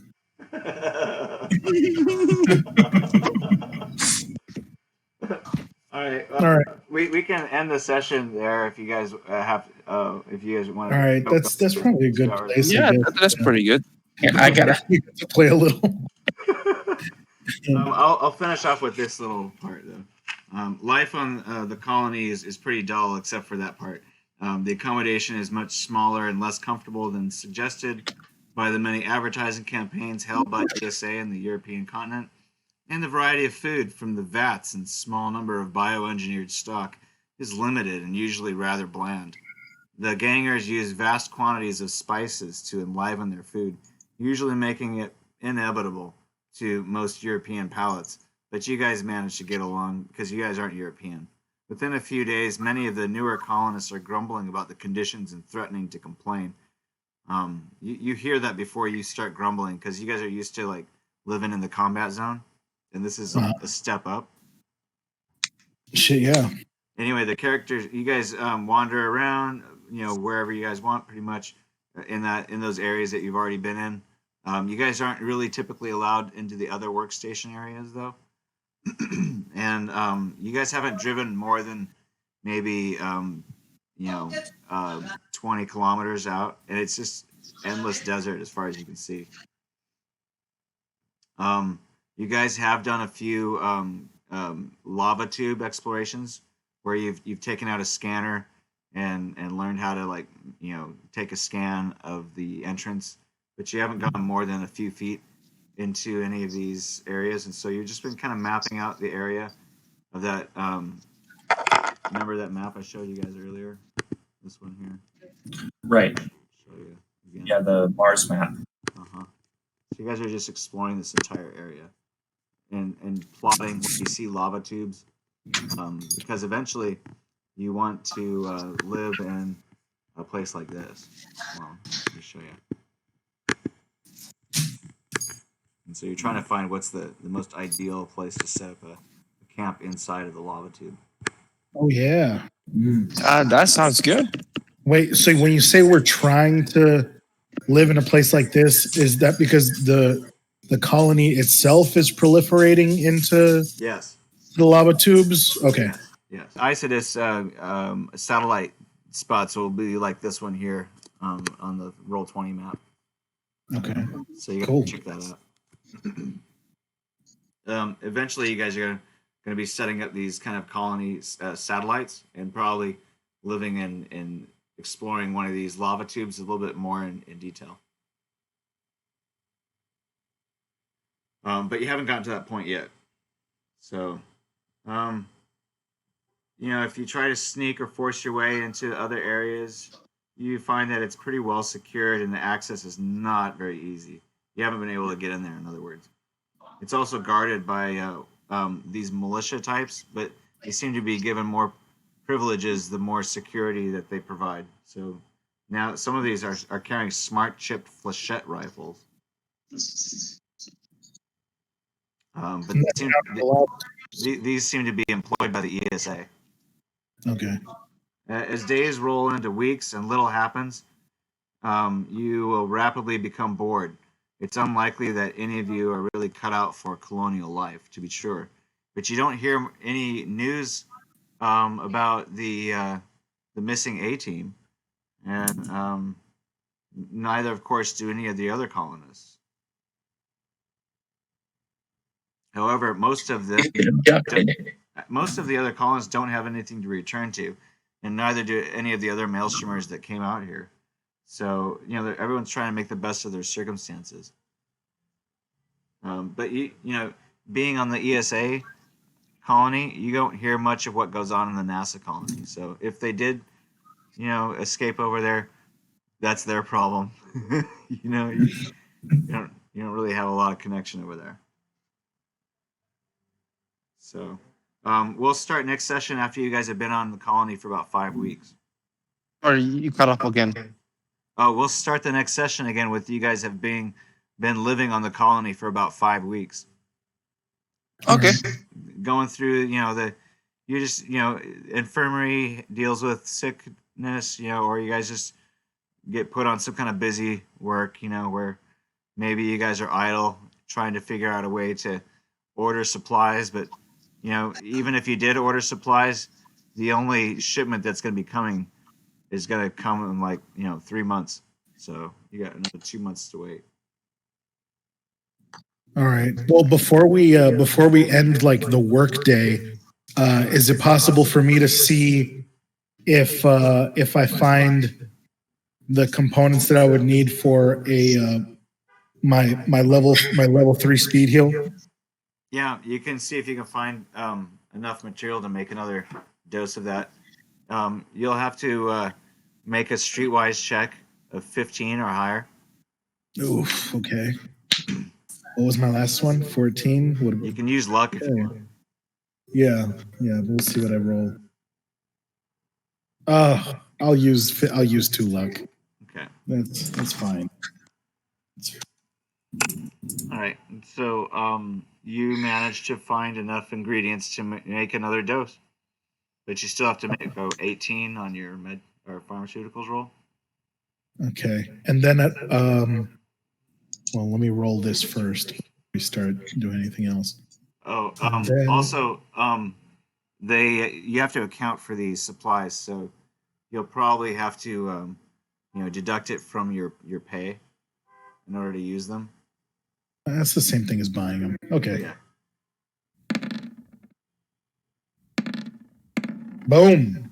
Boom. What the shit? Fuck me, dude. Pharmaceutical.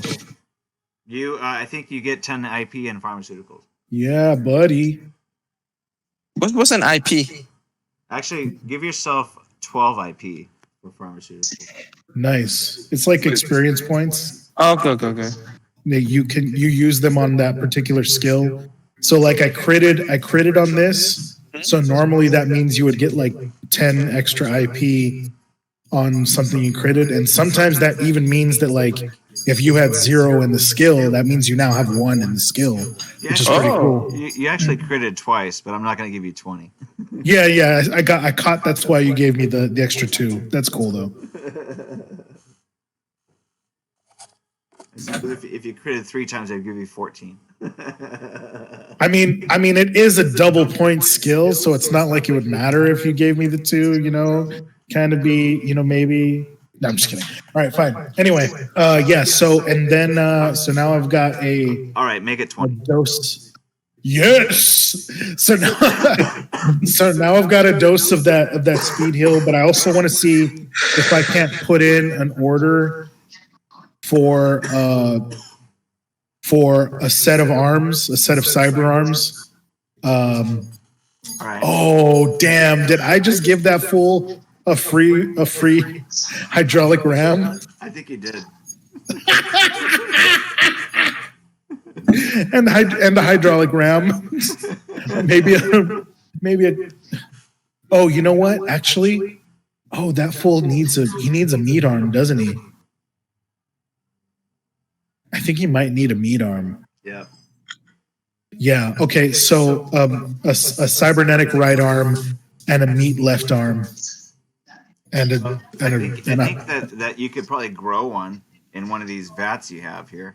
Cool. Okay. So let me start the process for that. Is that you need a cryotech? Cryotech. And I think you need cryotech or something like that. Okay. So we have cryotanks. Yeah. And that's sorry, that's cryotank operation. Mm-hmm. Yeah, you use that. Okay. Oh, nice. Okay, so it's gonna take a while. So roll a 1d6.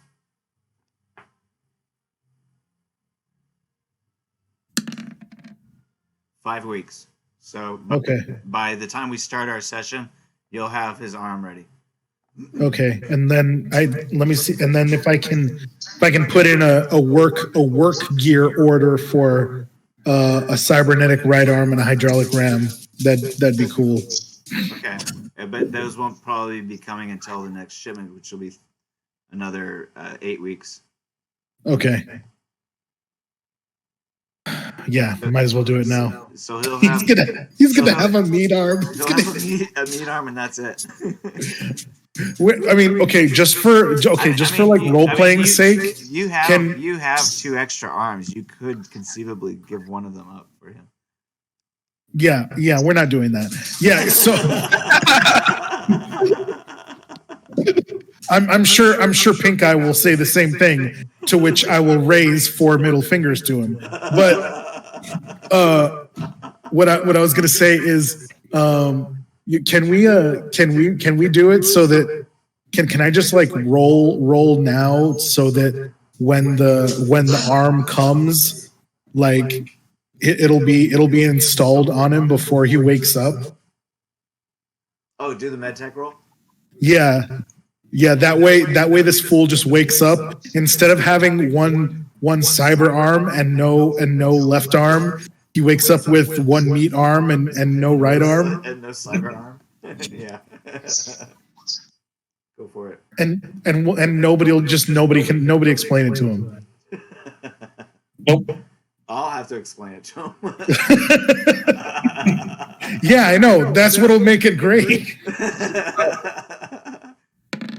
He'll be so angry about it. All right. Well, you'll have to help me.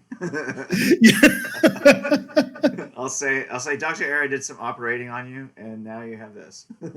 No, you have to just tell him. You have to just tell him as he wakes up that he notices. Dr. Lulu tells you. Yeah, that was Dr. Era. All right. Yeah. All right. So yeah, so this is the held roll for when we actually do the surgery. All right. Yeah, I think I'm good until next session. That was a good deal. I like that. That was fun. All right, everybody else good? You guys got enough IP running? John. John 1, you accidentally have a hydraulic ram now added onto your cyberarm.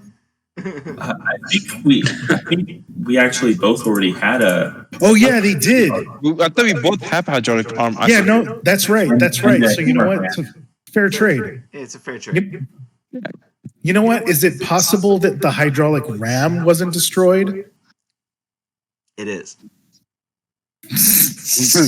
We'll say there's a 50% chance. So roll a d100. If it's under 50, then you save it. Or you could roll a 1d10. Building is hydraulic ram. Oh, the hydraulic ram's fucked. Oh, come on. This sucks. All right, fine. Okay. I like this game more and more. It was just like right there. It had to be. It had to just be like tickling the 50 line, you know? It's scrap metal. All right, fine. Okay. I'll use it. You know what? He can wear it around his fucking neck. It's great. Oh, yeah, you know what? But he does have the shitty fucked up arm installed on him. Like, that's... Yeah, the shitty fucked up arm is with the hydraulic ram. Yeah, with the broken hydraulic ram. It's totally installed, though. It's like... Yeah, okay, cool. This is going to be great. This is going to be great. Okay. All right, I'm all good. All right, Noah, we got to finish up your rolls. Your next class comes in for the rest of the day. Do you want to play out the rest of this day? Are you still there? Oh. No, I'm still here. Can you hear me? Yeah, I can hear you. Okay. Do you want to teach your second class? It's your survival class time. Yeah, sure. I'll do a quick thing. I have to head to bed soon, but I could do something real quick. All right. Well, so what's your lesson plan for your survival class? Roll a 1d6 to see how many students you have.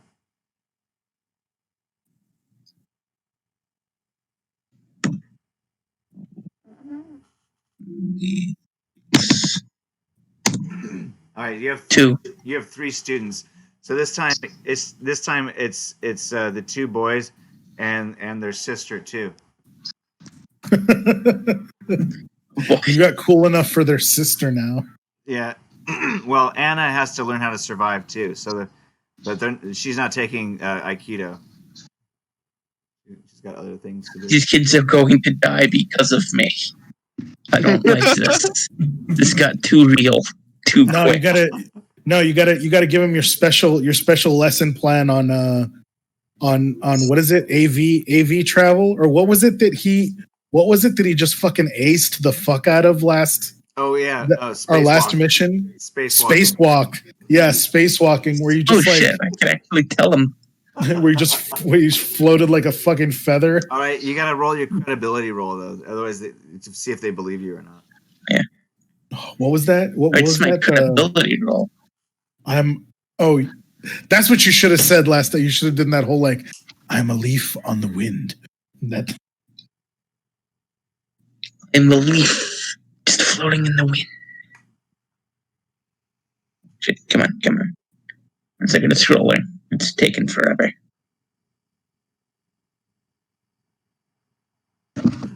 $22. Holy shit! All right, so these kids are like, they're indoctrinated. Their jaws are on the floor. They're like, you were spacewalking? What? And you spacewalked from? And I saved my friend. So they was on the Crystal Palace. You were on the Crystal Palace? What? Spacewalked from there to there? What? So they are totally incredibly like, especially the young of them. Because you taught Stuart how to take down his older brother Thomas, and now you've impressed everybody with your spacewalk story. Let's see if is there anything else you want to share with them, or is that pretty much the whole class? Is you talking about the spacewalk? I'll share with them a bit about the Nazi aliens, but just a bit. Okay. Not enough to scare them off, but Roll the credibility again. easy peasy. This is gonna become Jamestown, just in space. Oh my god. Okay, they're a little skeptical. They're not quite buying it. They're like Nazi aliens. What? They Call them those aliens in the biz. they You don't. turned weird uncle. You got weird uncle on him. Yeah, you got weird uncle on them. They're kind of Ah, fuck. they're kind of like, okay, well, let's see some proof. How you know they're holding out judgment. They're not quite sure they buy it yet. You'll see proof. You just gotta drink the Kool-Aid. Kool-Aid. Come on, you'll don't be a pussy. And you'll see everything. Oh, what beautiful things you'll see. I'm turning him into a cult leader, slowly but surely. Yeah, they're gonna take a little bit more indoctrinating to pull them over on the Nazi alien front. But as far as like as far as like learning how to survive space, they know you know how to do that. No, yeah. At least they know how to float gently through space like a leaf in the breeze. So I still can't believe that worked. so basically, there's like I think it's like 0.6 gravity here on Mars, or maybe it's 0.8. It's not quite the same gravity. So learning how to like maneuver is a little bit like zero G maneuvering. So you can use that as your bonus to your reflex whenever you're trying to like move in Mars gravity. So you can try to teach them some zero G maneuverability, or you could try to teach them some other skill related to Try to teach them some zero G since that's the topic we're on. Okay. So you're gonna roll a teaching skill. Since you have 0 skills in that, it's going to be a naked intelligence roll plus 1d10. Oh shit. Old intelligence by accident. All right, cool. So you actually rolled a 10. That's perfect. Then in that case, no, you already did it, dude. You rolled a 3 plus. Oh shit. Your intelligence is 7. Oh yeah, like I said, it went in slowly. Yeah. So then, in that case, you Nice smart. can roll a 1d10 to see how much they learn. Roll a 3d10 because there's 3 of them. Okay.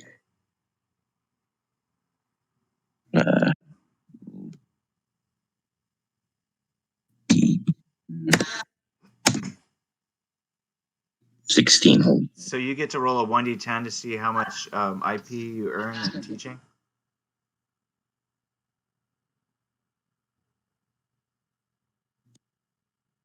So you get 4.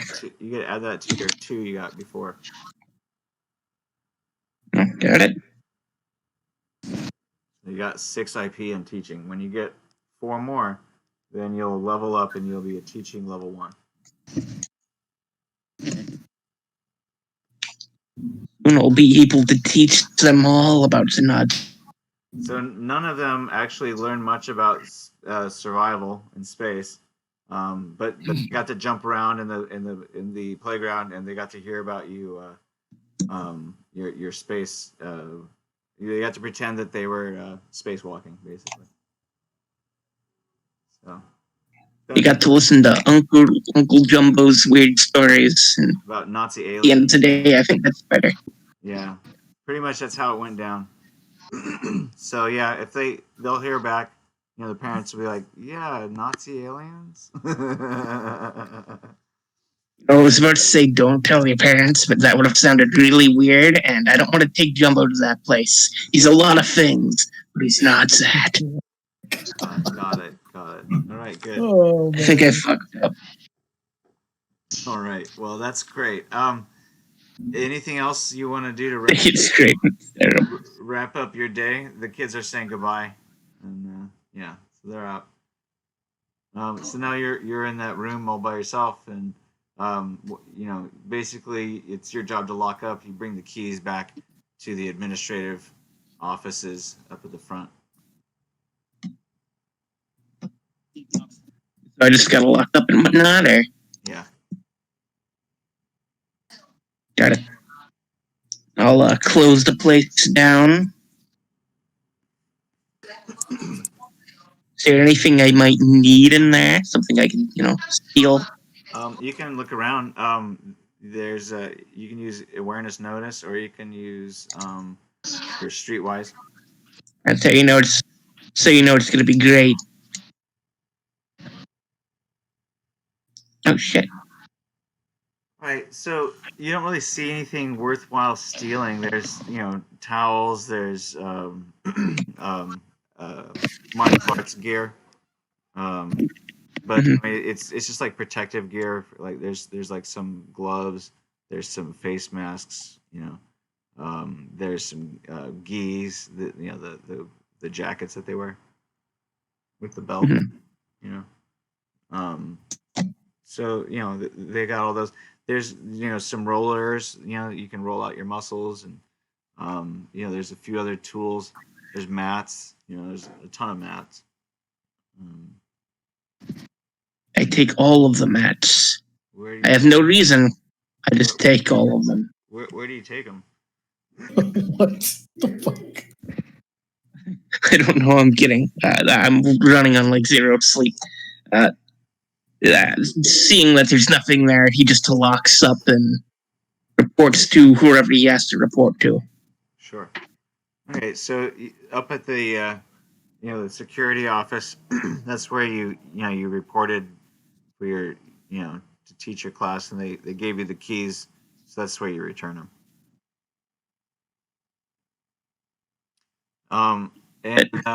Yeah, so that's it. That's your day, and I guess it's pretty boring. Like I said, on the base, you do this for about 5 weeks. Maybe a couple days off in between, like every 6 days or so. It truly sounds like hell. Yeah, and the same with John 1 and John 2. John. You guys end up just exploring a few mouths of some lava tubes in the area, and you start plotting. Sorry, what did you say? You start exploring some of these lava tubes in the area and start plotting some of their entrance holes. And they explode? No, none of them explode. Unfortunately, it's pretty dull. But you got to get some more skill points in driving. So AV piloting. Mm-hmm. Is it pilot AV or is it driving? Which would you rather have? I mean, I'll pick it in the driving, to be honest. Okay, so give yourselves roll a 2d10. Okay. All right, so that's how much IP you guys earn in driving. Driving is under technical skill, right? Yeah. Oh, I think Driving driving is reflex. Oh, Yeah. driving is under reflex. Okay. Yeah. So one of you leveled up to level 1. That would be you, Holy. Okay. Give me a second. So Right. you need 10 to level up to 1. You need 10 more to level up to 2. So Right. Okay. Quick question. So earlier, with the initial skill points which we earned, you said that we got a point in AV tech and then a point in driving. Yep. Was that IP or was that like just a full skill point? So that was 20 IP, which I distributed between those two skills, so give you a level up. But it takes 10 to IP to level up again to 20 to level 2. So one of the levels up to level 2, and the other one's at 1 IP point away. Gotcha. From leveling up again. Yeah, interesting. Now I'll tell you what. If you want to try like something crazy or something, maneuvering trying to show off, you can try doing a maneuver driving check. So let me tell you what the driving checks are like. We'll use the maximum metal um, for driving checks. So basically, they describe driving as like you're either trying to overtake somebody, or maybe you're trying to do like an interesting maneuver. So, different maneuvers have different difficulties. You, as like a level 1, probably have no business trying to do any difficult maneuvers. But a simple maneuver, which would be a difficulty of 15, would include swerves, aerial takeoffs and landings, aerial rotations and hovers, mild turns and banks, less than 30 degrees generally.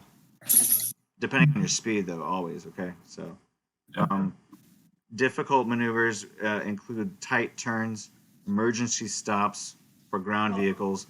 AVs and helicopters may make emergency stops, but they might not be a difficult maneuver. Controlled skids, aerial loops, emergency climbs and dives with direction reverses if desired for certain kinds of craft. You might have directional reverses. That's so cool. I don't think AVs can definitely do directional reverses. That's reserved for other craft. Turning at greater than 30 degrees, this would be a difficult maneuver depending on speed. Very difficult maneuvers include bootlegger reverse, which allows a ground vehicle to reverse direction at the cost of half of its current speed. It would also include extremely tight turns of more than 90 degrees generally. Aerial vertical maneuvers, only AVs can accomplish that, and other vector thrust vehicles and helicopters, but at a difficulty of 25 or more. Okay, so straight up or straight down. Plus, there's difficulty modifiers depending on speed, or if you can't see, or if you're trying to do something else, or if there's slippery conditions or icy conditions, which is probably quite often out here in Mars. So there you go.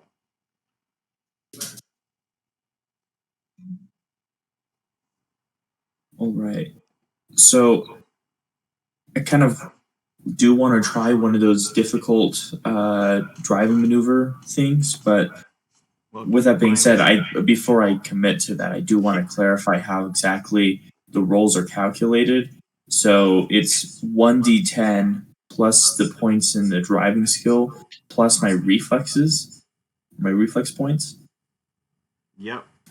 So you use the skill plus your reflex points plus your D10. Okay. Which generally give you a maximum of 30 without any modifiers. But sometimes you get to use modifiers like I was talking about to make it more difficult. And those would be numbers you would add to the difficulty, not to your roll. Gotcha. And for a difficult roll, or a difficult driving course of sorts, what is the roll that I would need to get? So a difficult maneuver would be a 20 or higher. Let's just say you want to do a simple maneuver. Like you want to park the vehicle in the garage. You want to do an aerial takeoff. You want to transfer the vehicle from a ground vehicle into an AV vehicle. You want to bank into the garage. This would be a simple one, and it would only be a difficulty of 15. And as long as you're focused on your task, it wouldn't have any additional difficulty modifiers. This is for both of us, right? For the driving one? Yeah, whoever wants to drive the first time. John 1, would you like to proceed first? Sure. Okay. So what are you going to try to do? So it sounds like the simple driving maneuver. Yeah, but didn't you describe what you're going to do? Are you going to take off? Or are you going to what are you going to do? You're going to bank real quick, or describe what the maneuver is. Yeah. I think I'm going to try and do like a really tight U-turn type of thing. So like driving out of the garage and then like 180 degrees as tight as possible back into the garage, sort of a thing. I don't know. Well, that sounds like a very difficult maneuver, actually. Rather than a simple one. Okay. I mean, have you ever done that in your own car? I mean, it depends on the speed, right? Right. Yeah, it does depend on the speed.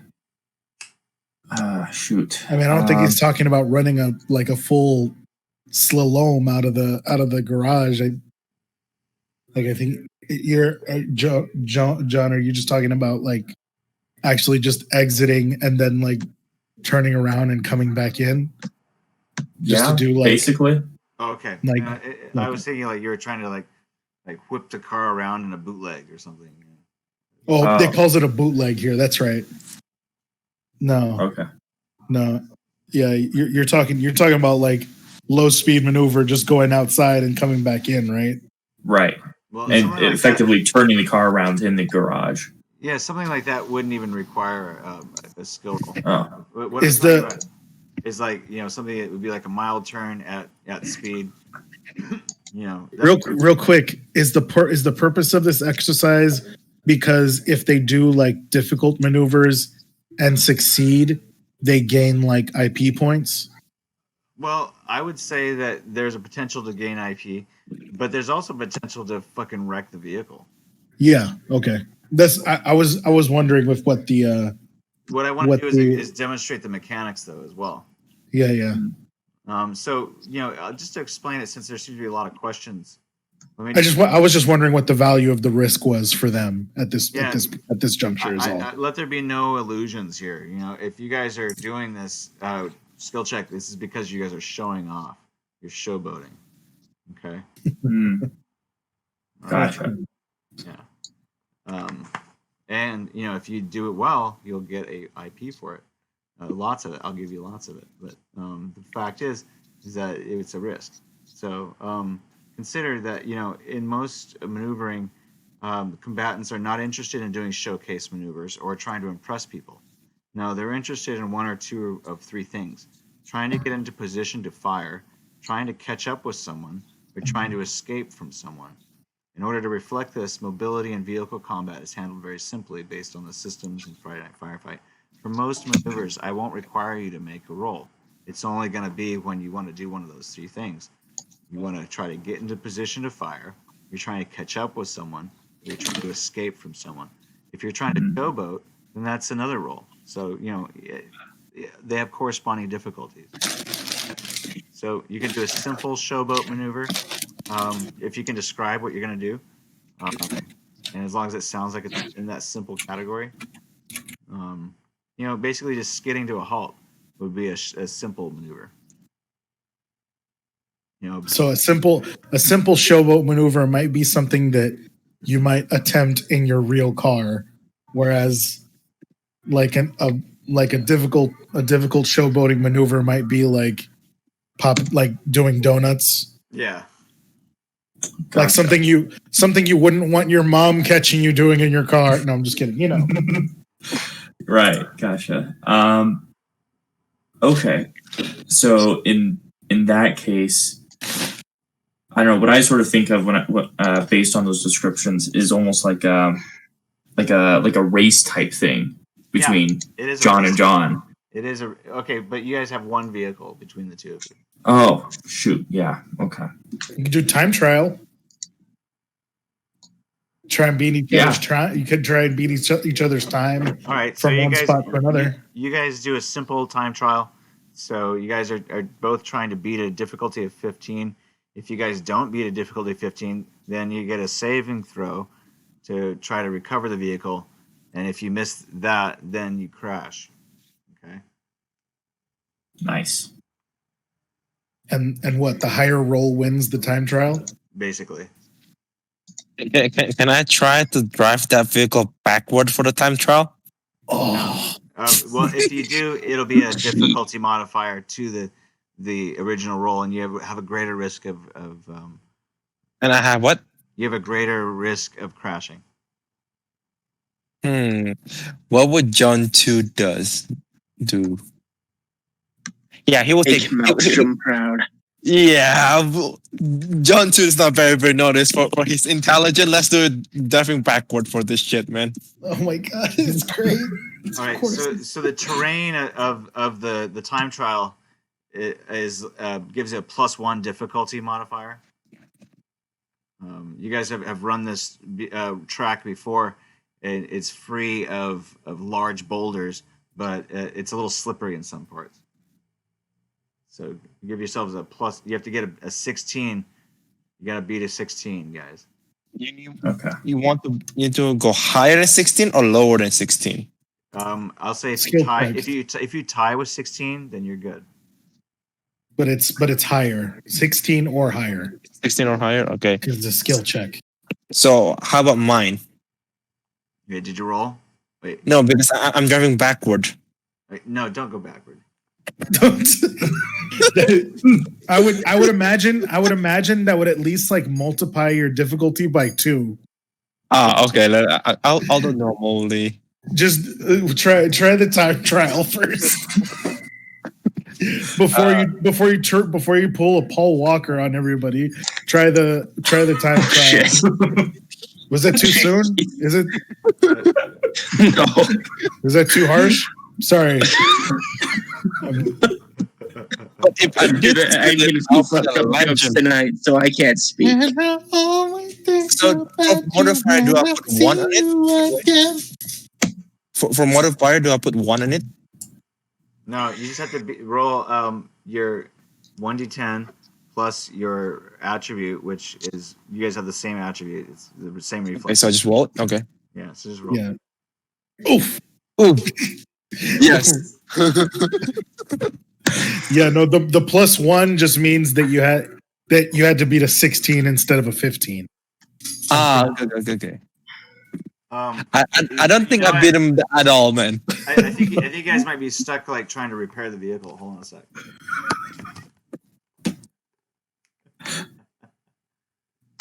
You know when you said don't drive backward? Yeah. I can't have them halfway in when I was driving backward, and I tried to do the swirl thingy, and I might not learn that part in school yet. All right. Well, you get an opportunity to make a save. So you can roll one more time. Okay. Okay, 1 second. Driving. 17. Oh, good. Okay, so you managed to pull the car out or the vehicle out before you crash it into the wall. Oh, that was close. So you didn't crash, and that's your roll 17. So, but you did end up like spraining your neck or something. I don't know. You gave yourself whiplash. So you gave it 1 point of damage. Okay, where do I put the damage again for this one? Yeah, you get 1 point of damage because of the fumble. It's up at the top of the character sheet. You should be marked on uninjured right now. You just put 1 point on light. Okay. Yeah. Okay. But you managed to pull it through, and you got a 17. So you managed to make the course. You beat the course by 1. So now, is it John 2's turn? No, John that's 1. John 1. Yeah. Sorry, I get you guys confused all the time. Sorry. You guys look exactly alike.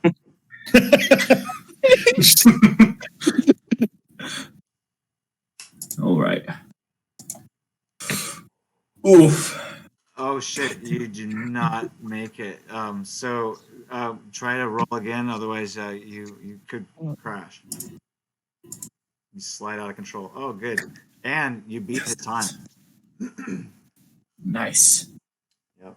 All right. So, John, roll a 1d10. See how much IP you earn. We'll play again next Friday. Yep. Yeah, I'm done. Yeah. Good. For sure. Yeah. I can't wait to see what characters y'all pop up with. So, if Chris making his new character, is there any way I can keep the arm that the doctor replaced and we just play it off that? Oh yeah, you're absolutely keeping that. If you're gonna play John or John 1 or either. Yes, I'll keep the arm and we'll see next week. Yeah. No, here's the thing though. I think I want to keep the cloned John as an NPC. So anyway. I don't. Just don't explain him. I'm having like there's just It's some sort of time thing. Don't even write about it, because like the whole idea that we went in with one John and came out with two, I feel like that's Perfect. oh, Just leave it unexplained. it's just so good, and like I don't want them to be twins. And the idea that they could be clones seems so great, but like, what the fuck happened for them for him to get cloned while we were in cases? And how the I fuck like to believe that this is a Schrodinger's type of thing. Yeah, well, the thing is that like, if they are clones, that means that somebody intentionally did it. Because then, how the fuck would he get a second cyber arm with a hydraulic ram? You know, like somebody had to put money into this, like to make sure that he was outfitted the same way. Otherwise, yeah, then it's some kind of like timey-wimey bullshit. We're in some different universe. Like before we went to Mars, we were in a universe with just one John. But now that we're on Mars, we stepped into like a weird, fucked up universe where we've got two Johns. Either that or it's an alien shapeshifter, and you know. So Jumbo will be all out. Oh, that is so good, to be honest. He's an alien shapeshifter, and Jumbo was right the whole fucking time. Like, who knows? Who knows? Maybe it's fucking Eric, and we didn't realize that his like part of his like genetic alteration means he can like copy people. Fucking, he was never an orphan kid. He was like a grown man. He just turned into a kid to take advantage. And then like yeah, just in case, just so you all know, like Eric is this little kid that we ran into when we were doing our last run, when we were trying to find out the research of this certain company as a job on the way here. And when we found their research, we found like, you know, all these embryos in vats, and this one fully grown kid in the back with four arms and hands for feet, you know. And so of course Jumbo thought he was an alien, but he was like what this company was genetically trying to grow as like a slave people of workers for their you know satellites and you know whatever outcroppings on Mars and other planets or whatever. I think the best part was that Eric had 4 arms just like you did.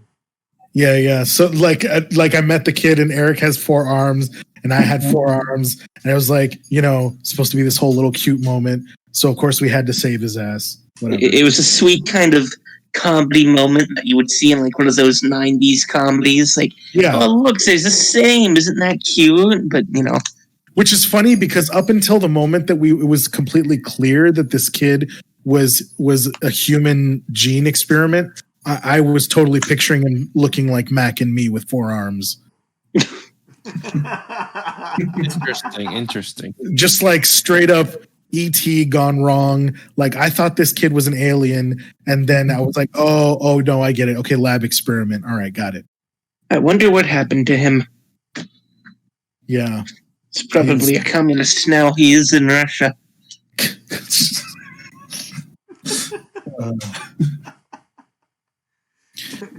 Well, you notice actually in the colony where you're staying that there is kind of a communist vibe here. Yeah. So this whole place that we're at now. Yeah, is a commune. Oh. You know, because you guys are living in a commune, basically. Oh, okay. All right. All right, y'all. Well, I'm glad we have 2 new players. Hope y'all stick around. I'm actually completely love that you're taking John 2 or John 1. I guess you could take your pick now. Can I rename my characters as John 2 though? That's my question. But that's the thing. If you're John 2, oh my God, that's so hilarious because now you're the weird one. you're the one that we don't like. We don't know if you're like a clone or not, or an alien. It's so Exactly. great. Oh my god! More interesting. Well, the thing is, he's just the one that wrote 2 on his forehead. He might be. Yeah. He might Yeah, be the real one. It could be John 1. A normal ass human does not decide to write a 2 on their forehead so that you can identify them as the other one. That's the thing, bro. Not normal in any sense at all. If you know me in real life or in this game, Yeah, but see, there's no normal in my life. that's what makes it so obvious because John, the original, before we stepped into the cryopods, was such like a serious, quiet guy. So now it's like, I don't know. This guy's kind of weird. He Anyway, stepped into a reality with a cooler John. That's what happened. it makes it that much better. And then whatever character you come up with. Actually, I don't know how to pronounce your Discord name as nothing. Yeah, nothing. Yep, I just nothing is John too. nothing. I'm sorry, but like whatever you decide to create as your character, like I'm super psyched for that too. Oh no, so nothing is John too. So Nothing's John 2 See, I get Sporklets. them confused all the time. We're just Y'all look exactly alike. I'm just kidding. Okay, so Sporklet's the one that gets to create a new character. Yeah, and I can't wait to see what that is because. But yeah, do you want me to keep this personality for John, or do you want me to? Oh, I want you to do whatever you want. I want you to do whatever you want. Okay, I just can't wait until like I mean we've kind of been stuck with a media, a med tech, and a fixer, which are like the least helpful to each other at all times. Like at any given time, and just to prove that, the med tech chopped off the fixer's arm. Okay, like just to and then, like where And the media hasn't helped for shit. and Yeah, then I'm pretty basically- sure- And then basically gave his parts away for free. Yeah, I'm pretty sure that like a media, a med tech, and a fixer are literally the least helpful classes to each other possible because Media, a med tech, and a fixer walk into a bar. Nothing gets done.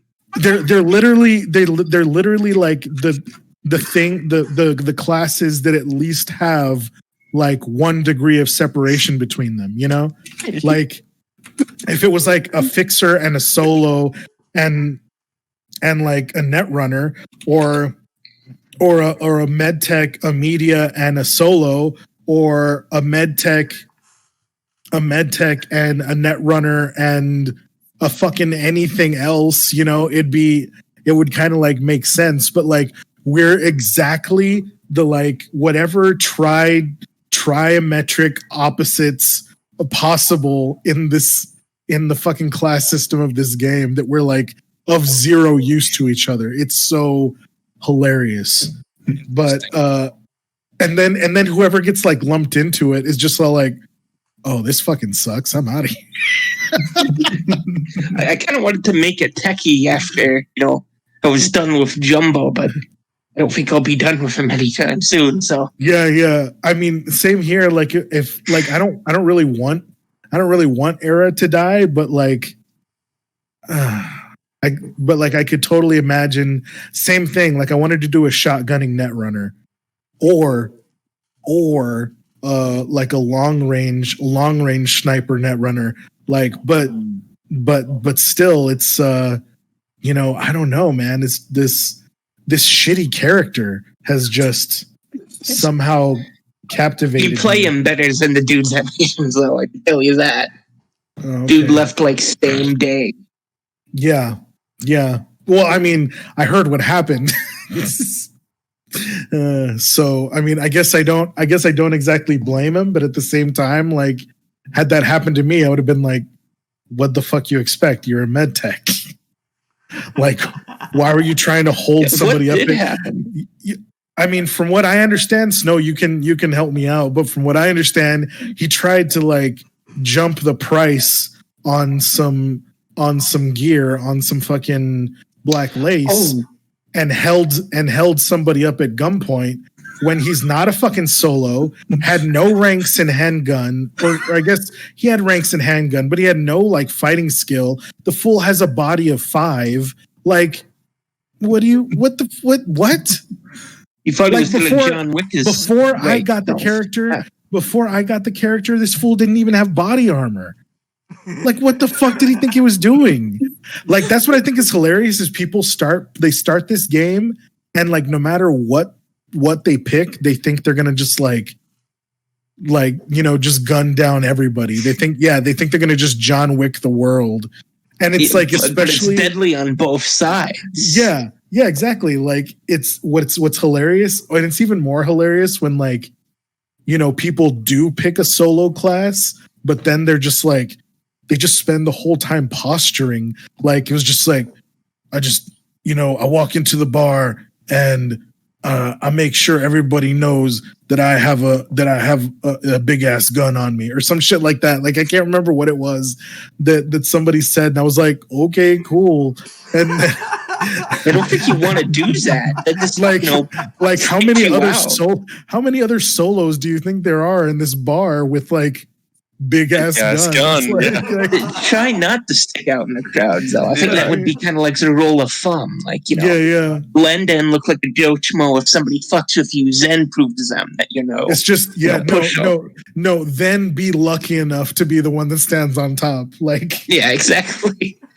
I've heard that the game is deadly. I haven't done much combat. I think the only combat I did was with the taser on the Gegenbauer ship.